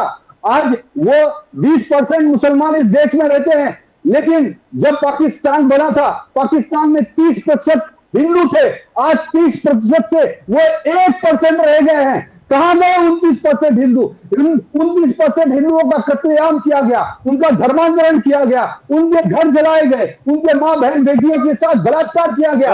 आज हिंदुओं को चाहे वो पाकिस्तान हो, अफगानिस्तान हो, बांग्लादेश में सब जगह से खत्म किया गया, तब किसी ने आवाज क्यों नहीं उठाया? सर किसके साथ कंपेयर कर रहे हैं? शैलेश पांडे जी हिंदुस्तान में हुआ, अरे शैलेश हिंदुस्तान में ये पुरानी डिबेट हो गई है सर। कि केरला में, कश्मीर में, आज देश के 7 राज्यों में हिंदू अल्पसंख्यक हो गए हैं, मुसलमानों की जनसंख्या बढ़ रही है। सर पाकिस्तान इज इररिलेवेंट, हिंदुओं की जनसंख्या घट गई है। सर किसकी बात कर रहे हैं?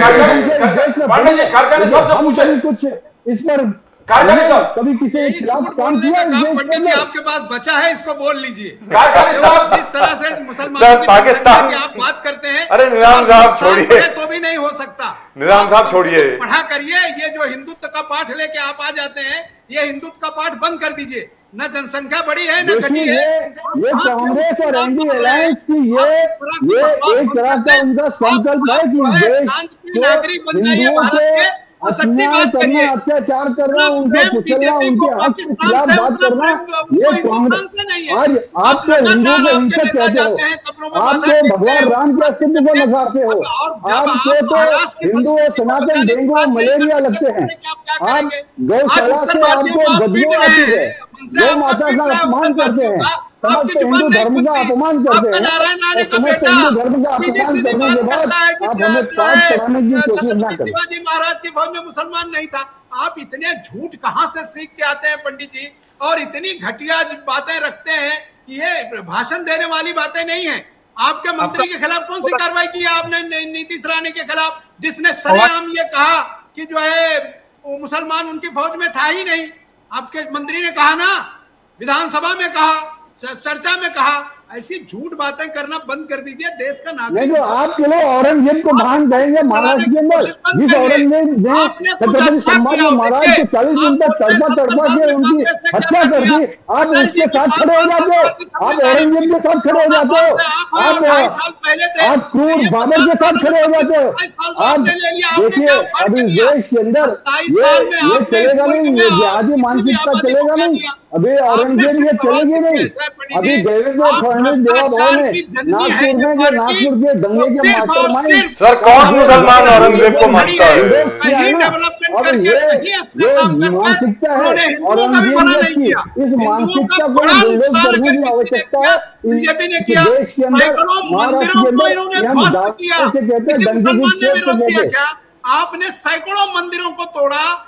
कहीं जहां जहां आपके पास है, आप दूसरे की बात करने से पहले अपने गले में झांक के देखा करिए। कितने बड़े हमारे आचार्यों ने इसका विरोध किया कि एक कॉरिडोर बनाने के लिए आपने हजारों मंदिरों को शहीद किया। आपने एक राम पथ बनाने के लिए वहां 600 से ज्यादा मंदिरों को तोड़ा। आप खाली बहस मत करिए, आप सत्यता देखिए और हिंदू धर्म की बात करिए। इस देश में हिंदू धर्म का विरोध कोई नहीं करता। आप मुसलमानों का चोंगा पहनकर ये मत कहिए कि मुसलमान हिंदुओं का विरोध करता है। मैं सैकड़ों मंदिरें आपको बताता हूं जो मुसलमानों ने जमीन दान करके और मंदिर बना के दिया है, और सैकड़ों हिंदू भाइयों ने मस्जिद बना के दिया है और अपनी जमीनें दान की है। औरंगजेब ने भी दान किया। मत करिए क्योंकि आप धोखेबाज। तो अब 1800 साल पुराने तमिलनाडु के मंदिर पर क्यों बोर्ड कब्जा कर रहा भैया? सर वो तो एक केस हो गया, तमिलनाडु का जो है वक्फ बोर्ड कब्जा कर रहा है, क्यों संसद पे कब्जा कर रहा है, क्यों सूरत के महानगर पालिका की बिल्डिंग पे कब्जा करना चाह रहा है? तो उनको अरेस्ट किया कि नहीं शैलेश पांडे जी? सर उनको गिरफ्तार कीजिए ना। 1800 साल पुराने मंदिर। सर वही तो मैं सवाल पूछ रहा हूँ आपसे शैलेश पांडे जी, उनको गिरफ्तार कब कर रहे हैं? सर गिरफ्तार कीजिए ना। और एक चीज, में आपकी सरकार है, वहां पे डीएमके की सरकार है जो सनातन को समूल नष्ट करना चाहती है। सनातन हिंदू धर्म को डेंगू मलेरिया बताकर उसको समूल नष्ट करना चाहती है। सर आज तो उनके मंत्री जी ने कुछ और भी बोला है। धर्म आर्य अनादि। अरे पांडे जी, अंत नहीं है। पांडे जी आज तो उनके मंत्री जी ने कुछ और भी बोला है। कुछ बाल भी बाका नहीं कर सकता है। आपने जीते रहिए, जो कि देंगे आंखते रहिए। सर वैष्णव धर्म और शैवाइट धर्म, उनके बीच में अंतर क्या है? इतनी घिनौनी बात आज एक डीएमके के मंत्री ने और कही है। अपमान सिर्फ और सिर्फ इस देश के अंदर कांग्रेस ने किया है। कांग्रेस क्या करेगी? आप खाली झूठ बोल सकते हैं, एक उदाहरण नहीं दे सकते। अरे महाकुंभ आपको मृत्यु कुंभ लगता है, महाकुंभ को आप मृत्यु कुंभ कहते हो। महाकुंभ में आप आपके राहुल गांधी स्नान करने नहीं जाते। 66 करोड़ लोग पूरे दुनिया से आते हैं, 66 करोड़ लोग। अच्छा शैलेश पांडे जी एक सवाल पूछ लूं मैं? अमृत स्नान करके जाते। शैलेश पांडे जी और निजाम साहब, नफरत है। एक सवाल याद आ गया निजाम साहब, एक सवाल याद आ गया। पांडे जी एक second, Pandey ji one second please. Pandey ji एक सेकंड, निजाम साहब एक सेकंड। सर ये बात हो गई ना, सबने सुन ली? सर सबने आपकी बात सुन ली? सर सबने आपकी बात सुन ली है। अरे शैलेश पांडे जी एक मिनट, आपकी बात करने जा रहा हूं। ये सवाल ज्यादातर प्रदीप जी पूछते हैं। जब से ये वक्फ का डिस्कशन हुआ है पार्लियामेंट में, ये सवाल हमेशा प्रदीप जी ने पूछा है। आज मैं पूछ रहा हूं प्रदीप जी की इजाजत से। निजाम साहब आप ये बताएं सर, निजामुद्दीन रहीम साहब बड़े दिनों के बाद आप दिखे हैं, इसलिए लगता है जरा एनर्जी लेवल अब जाकर के ठीक हुई है आपकी। अभी तक मैं सोच रहा था कि निजाम साहब अभी भड़के क्यों नहीं। अच्छा सर ये बताइए निजाम साहब, पूरे डिस्कशन में राहुल गांधी जी ने एक शब्द नहीं बोला, प्रियंका गांधी जी ने एक शब्द नहीं बोला। सर ये क्या है? सब लोग तो टिकटिकी लगा के हम लोग बैठे हुए थे कि राहुल गांधी जी कुछ बढ़िया बोलेंगे। पूरे पार्लियामेंट प्रोसीडिंग को अगर देखा हो जी, देखा, तो सारी चीजें सबको जवाबदारी दी गई थी, किसने वो कहां बात करना। करेक्ट है, आपने देखा ना जी बिल्कुल। तो जब हमारे सारे लीडरों की जवाबदारी थी जी, और सरकार बेईमानी के अलावा कुछ करने वाली नहीं थी, और उसमें जिस तरह से लोगों ने रखा और जिस तरह से ज्वाइंट पार्लियामेंट की रिपोर्ट संसद के पटल पर लाई गई, वो रिपोर्ट थी ही नहीं, क्योंकि जितने अमेंडमेंट की बात हुई थी वो कुछ था ही नहीं। तो जब Nizamuddin ji leader of the opposition, Rahul Gandhi ji leader of the opposition है, पूरे मुस्लिम कौम उसको सुनने के लिए बेताब थे। केरल के हर अखबार, इस्लामिक अखबार में है कि राहुल गांधी जी यहां से निकले, प्रियंका गांधी जी यहां से निकले, एक शब्द वकाफ बिल के खिलाफ बोलेंगे। कि वोट संशोधन बिल को पास करो, इसका समर्थन करो। कांग्रेस को भी लेटर दिया था। वो तीनों लोगों ने अपनी पार्टी का राहुल पक्ष गांधी बेहतर तरीके और से कांग्रेस कंफ्यूज हो गई। राहुल गांधी कंफ्यूज हो गए, क्या करे?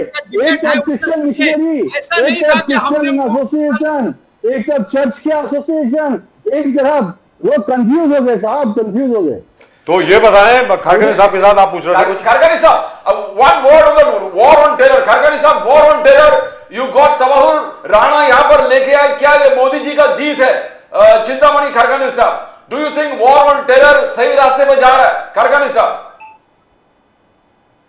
मुझे एक ही चीज कहना है। बोलिए सर। हमारे बीजेपी के दोस्त ये यहाँ पे बैठे हैं, उनको मुझे पूछना है, क्या आरएसएस और बीजेपी के हाथ में हमारा देश सुरक्षित है?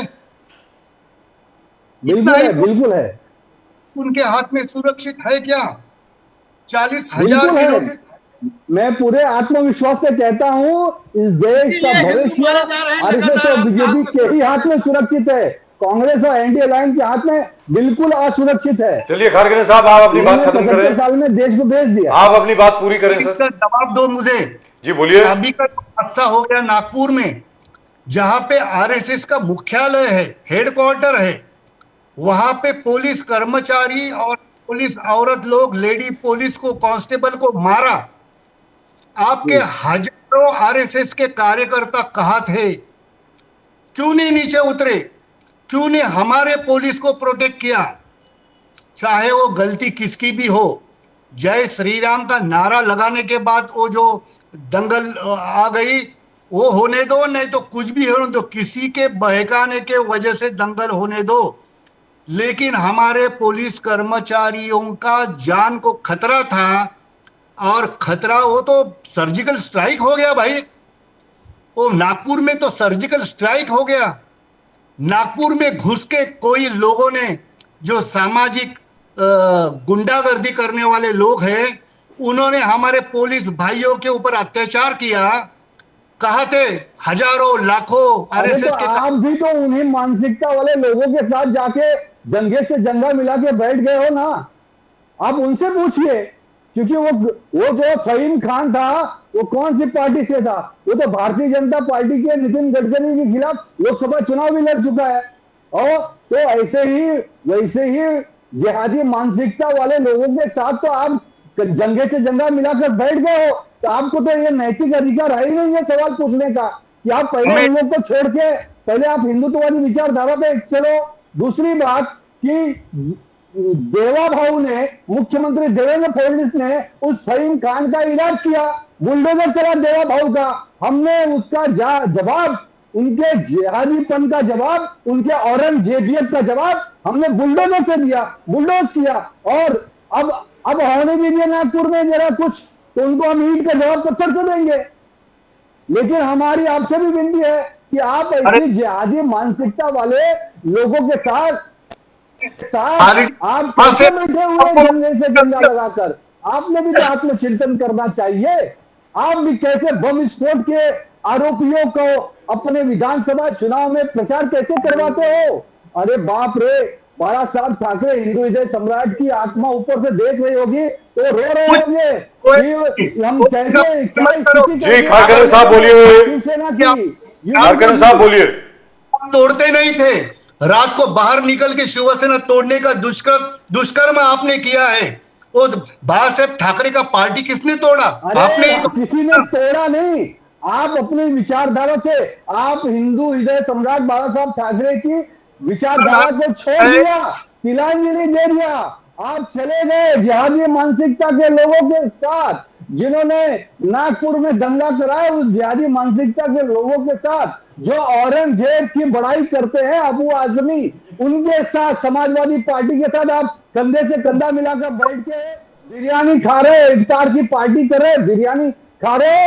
इसलिए आपकी, लेकिन रिस्पॉन्सिबिलिटी तो आपकी है ना सर। शैलेश पांडे जी, स्वाभिमानी हिंदुत्ववादी। शैलेश पांडे जी एक सेकंड सर। शैलेश पांडे जी, शैलेश पांडे जी, खड़गे साहब एक सेकंड, खड़गे साहब एक सेकंड, खड़गे साहब indulge me sir for just 5 seconds। निजाम साहब आप जरा सुने। शैलेश पांडे जी, आज की सरकार किसकी है सर महाराष्ट्र में? आपकी सरकार है ना सर। आपकी सरकार में अगर दंगा होता है तो जिम्मेवारी किसकी है? जिस पुलिस स्टेशन में दंगा हुआ, सर मैं आपके सामने बोलता हूं, ये तो पब्लिक डोमेन में है सब, पुलिस स्टेशन है, आप ही के पास आ रहा हूं शैलेश पांडे जी, आप ही को जवाब देना है इसका। पुलिस स्टेशन से सीनियर पीआई ने बार बार हेडक्वार्टर्स में फोन किया कि देखिए यहां पे सिचुएशन बिगड़ रही है, आप जरा प्लीज फोर्स भेजिए। सर फोर्स के आने में 2.5 घंटे लग गए। अगर फोर्स पहले आ जाती, आधे घंटे में आ जाती, कुछ नहीं होता। अब आप बताइए, आपकी रिस्पॉन्सिबिलिटी नहीं है क्या सर? आप सरकार में है ना सर। अगर कहीं दंगा होता है, फॉर एग्जाम्पल मैं आपसे पूछता हूं, भारतीय जनता पार्टी को मैंने कवर किया है, 42-43 साल हो गए मुझे एज ए जर्नलिस्ट। जब भी कहीं पर भी दंगा हुआ है हिंदुस्तान में, हमेशा, भले वो अटल बिहारी वाजपेयी हो, भले वो लाल कृष्ण आडवाणी जी हो, विजय कुमार मल्होत्रा जी हो, केदारनाथ सानी हो, जो मर्जी हो, हर एक ने उठ करके तब की रूलिंग पार्टी को यानी कांग्रेस को ब्लेम किया है, और कांग्रेस ने सामने उठ करके यह कहा है हां हमारी जिम्मेवारी है, we failed. Sir you have failed in Nagpur. अब आप बोले सर पांडे साहब। देखिए राजीव जी बोलिए। जब ये घटना हुई, आप भी जानते हैं कि बजरंग दल विश्व हिंदू परिषद का आंदोलन हुआ, आंदोलन के बाद ये सारी चीजें हुई, और वहां पर रमजान का पवित्र महीना चल रहा था, रोजा था सभी का, और जुम्मे की नमाज भी उस वक्त अदा हो रही थी। तो किसी को यह अंदेशा नहीं था कि जुम्मे की नमाज से मस्जिद से वो अचानक भीड़ निकलेगी और फिर वहां पे लोगों को भड़काया जाएगा, लोगों को मैसेज वायरल किया जाएगा, लोगों को बात का बतंगड़ बना के झूठ बात अफवाह, जिसमें ये लोग मास्टर हैं, वो जिहाद करने के लिए लोगों को प्रेरित किया जाएगा और तुरंत का तुरंत जिहाद हो जाएगा। उसमें मौका नहीं मिला समझने का।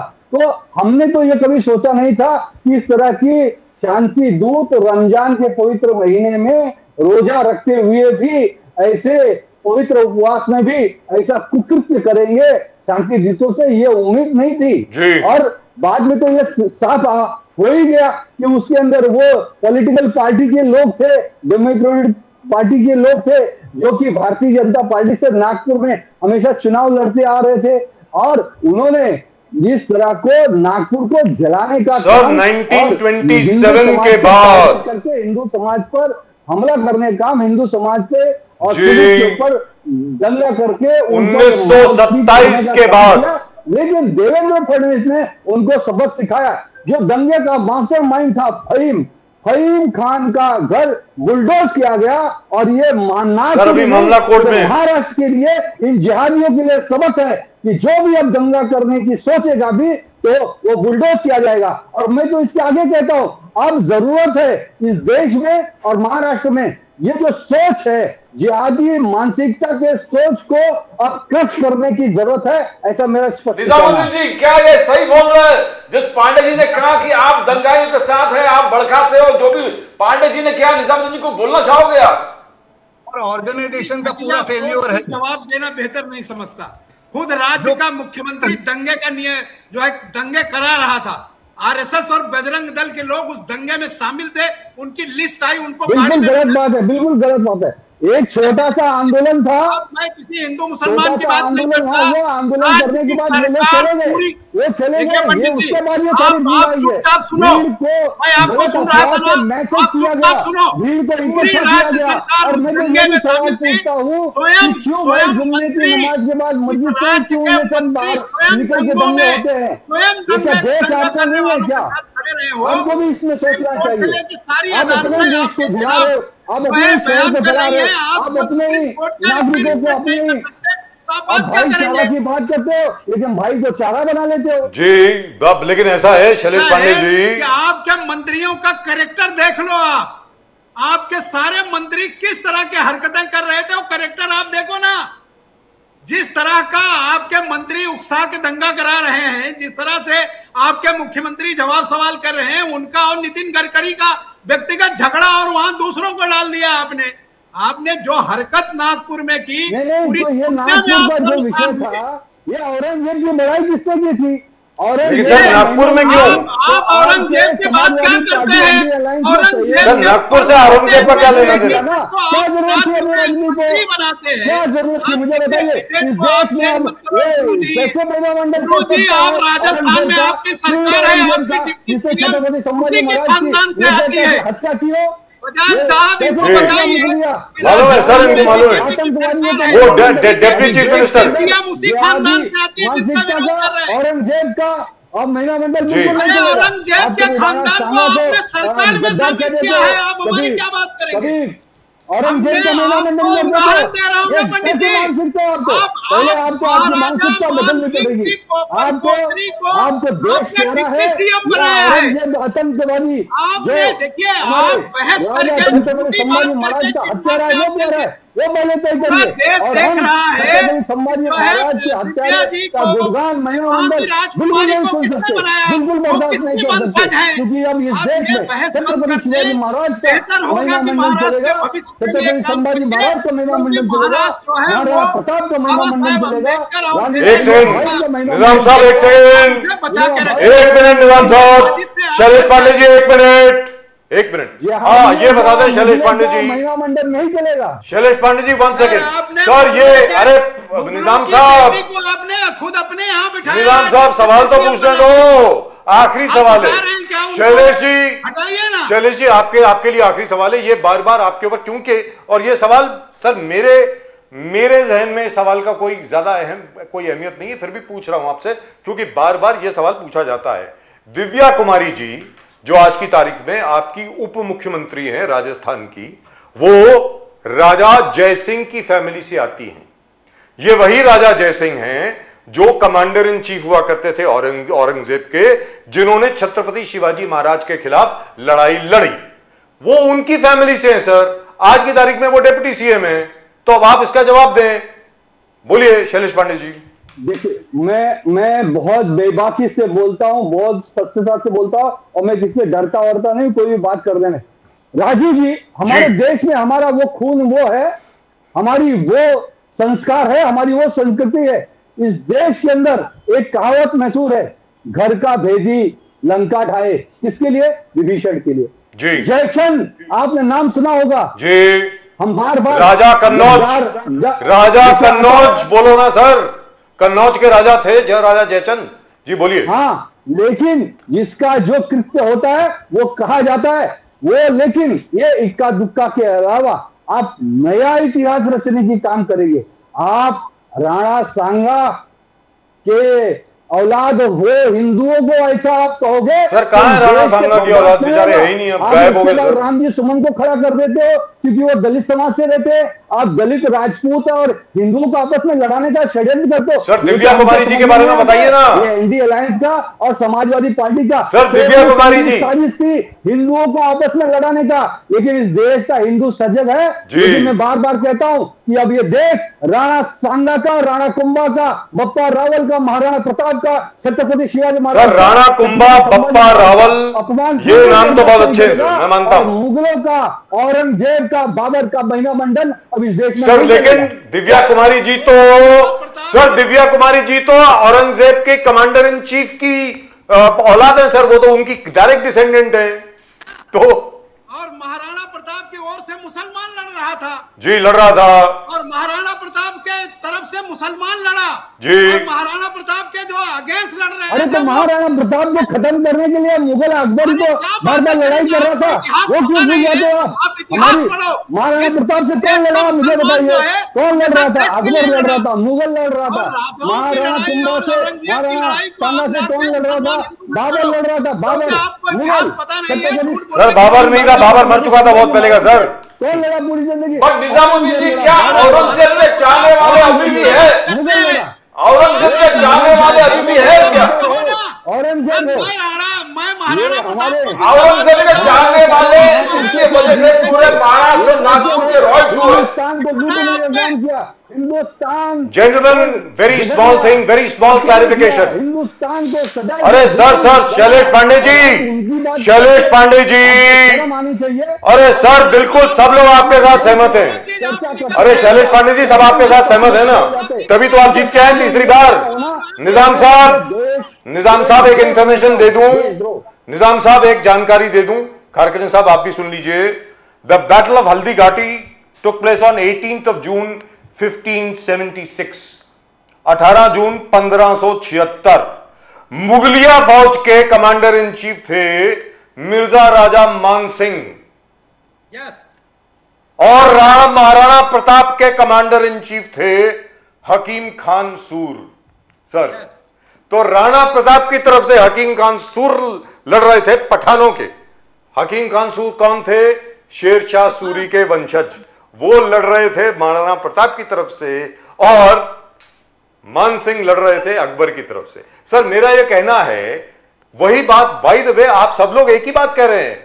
शैलेश पांडे जी भी वो बात कर रहे हैं, खारकने साहब भी वही बात कर रहे हैं, आप भी वही बात कर रहे हैं। सर पूरी बात तो सुनिए। समर्थन करेंगे भी नहीं। हिंदू और मुसलमान सब दोनों हिंदुस्तान की दो आंखें हैं।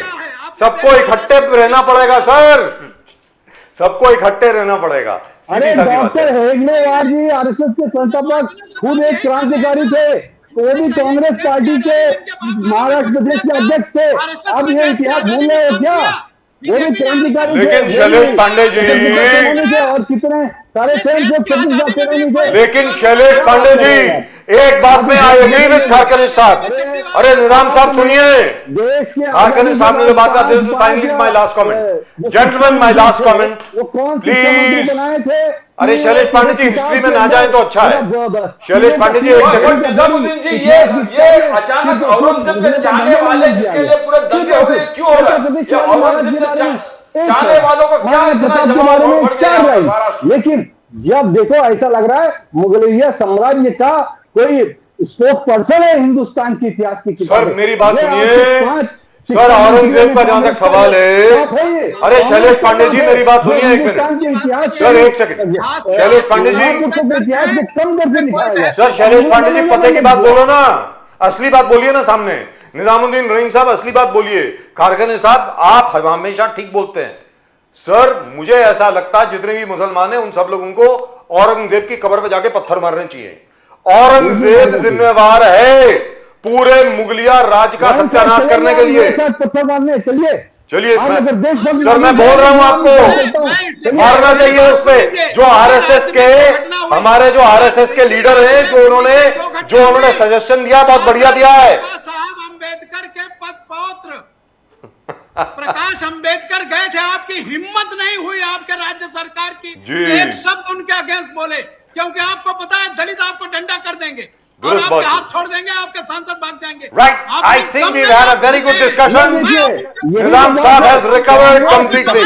I am so happy to see that. दलित की राजनीति, आदिवासी की राजनीति हमेशा। अरे यार एक चीज तो माननी पड़ेगी।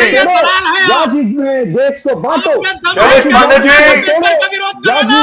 शैलेश पांडे जी और निजाम साहब, कांग्रेस 75 साल से देश के अंदर कर रही है। निजाम साहब और शैलेश पांडे जी और खारकने साहब, आपसे कह रहा हूं, आप बड़ी धमकी देते हैं ना, प्रकाश अंबेडकर का घर तोड़वा दीजिए अगर दम है आपकी सरकार में। निजाम साहब सब जगह पे आप दोगले हैं और दोगली पार्टी में हैं। जो अंग्रेजों का दलाल रहा हो, जो अंग्रेजों के तलवे चाटता हो, आप अरे अंग्रेजों की बनाई हुई पार्टी कांग्रेस, आप क्या बात करते हो? आप नहीं है बात करने की।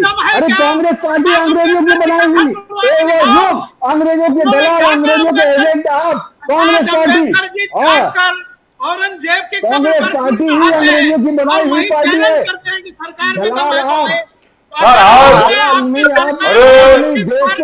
साहब, तो अम्बेडकर जी चिंतामणि खारकने साहब, शैलेश पांडे जी और निजामुद्दीन रहीम साहब, gentleman thank you very much.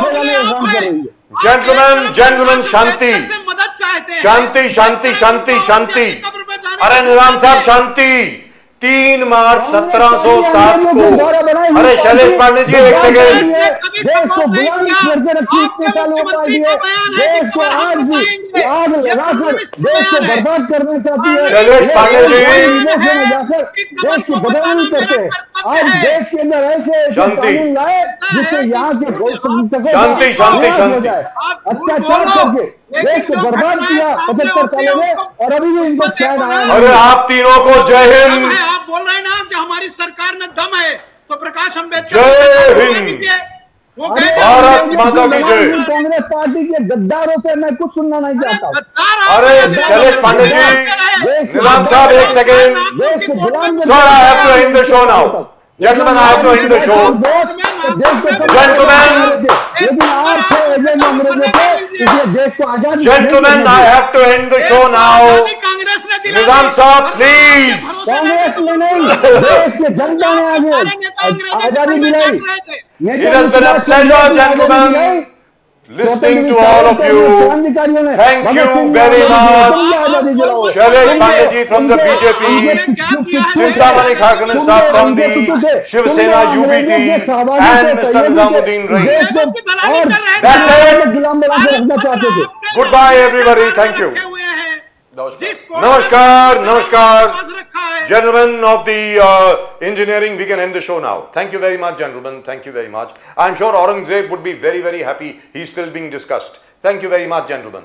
बहुत बहुत धन्यवाद आप तीनों का. Lovely. So Nizam Saab has recovered completely. Isn't that lovely? I feel so good. जय महाराणा प्रताप, जय हिंद, जय महाराष्ट्र. हर हर महादेव. हर हर Mahadev. Har Har Mahadev, Har Har Mahadev. Thank you, gentlemen. Thank you. Now, oh, that was nice. In fact, I wanted to tell them that the ghost of Aurangzeb would be so happy that that man is still causing so much of trouble right now. You just even after his death. Aurangzeb topic, and Yes. then it's fire everywhere. मेरा ये कहना है यार, औरंगजेब कैसा आदमी होगा यार, अभी तक लड़ाई करा रहा है. मतलब साले 318 साल हो गए मरे हुए, अभी तक उसके पीछे झगड़ा हो रहा है औरंगजेब के ऊपर. In any event, I think, Pradeep ji, the other subject which we wanted to discuss but we could not, we'll discuss it tomorrow, and it's a very serious subject, sir. It's with regard to Mumbai. वो जो मुलुंड के अंदर हम लोगों ने hospital के बारे में किया था ना सर, वो privatisation plan is going on. वो प्राइवेटाइजेशन ऑन है सर. 5 हॉस्पिटल हैं. So if you want to privatize all the BMC hospitals, then where are the poor people going to go? Yes. I think instead of Aurangzeb, we should be discussing that. अरे 5 अस्पतालों को, BMC के जो इतने बड़े बड़े अस्पताल हैं, जो पता नहीं कितने हजारों करोड़ों की लागत से बने हैं, आप उनको प्राइवेट पार्टीज को दे रहे हैं. I think that's terrible. Anyway, but we will discuss that tomorrow. That's it. That's all we have got for you in tonight show. आज के शो में सिर्फ इतना ही. प्रदीप जी और मेरी तरफ से आप सब लोगों को नमस्कार, और सब्सक्राइब जरूर करें चैनल को. अगर आपने अभी तक सब्सक्राइब नहीं किया है, please do subscribe to the channel. This is your channel, the fastest growing channel of the nation. the fastest growing channel of the nation, and the one channel which brings you the truth and nothing but the truth. Let's be very clear.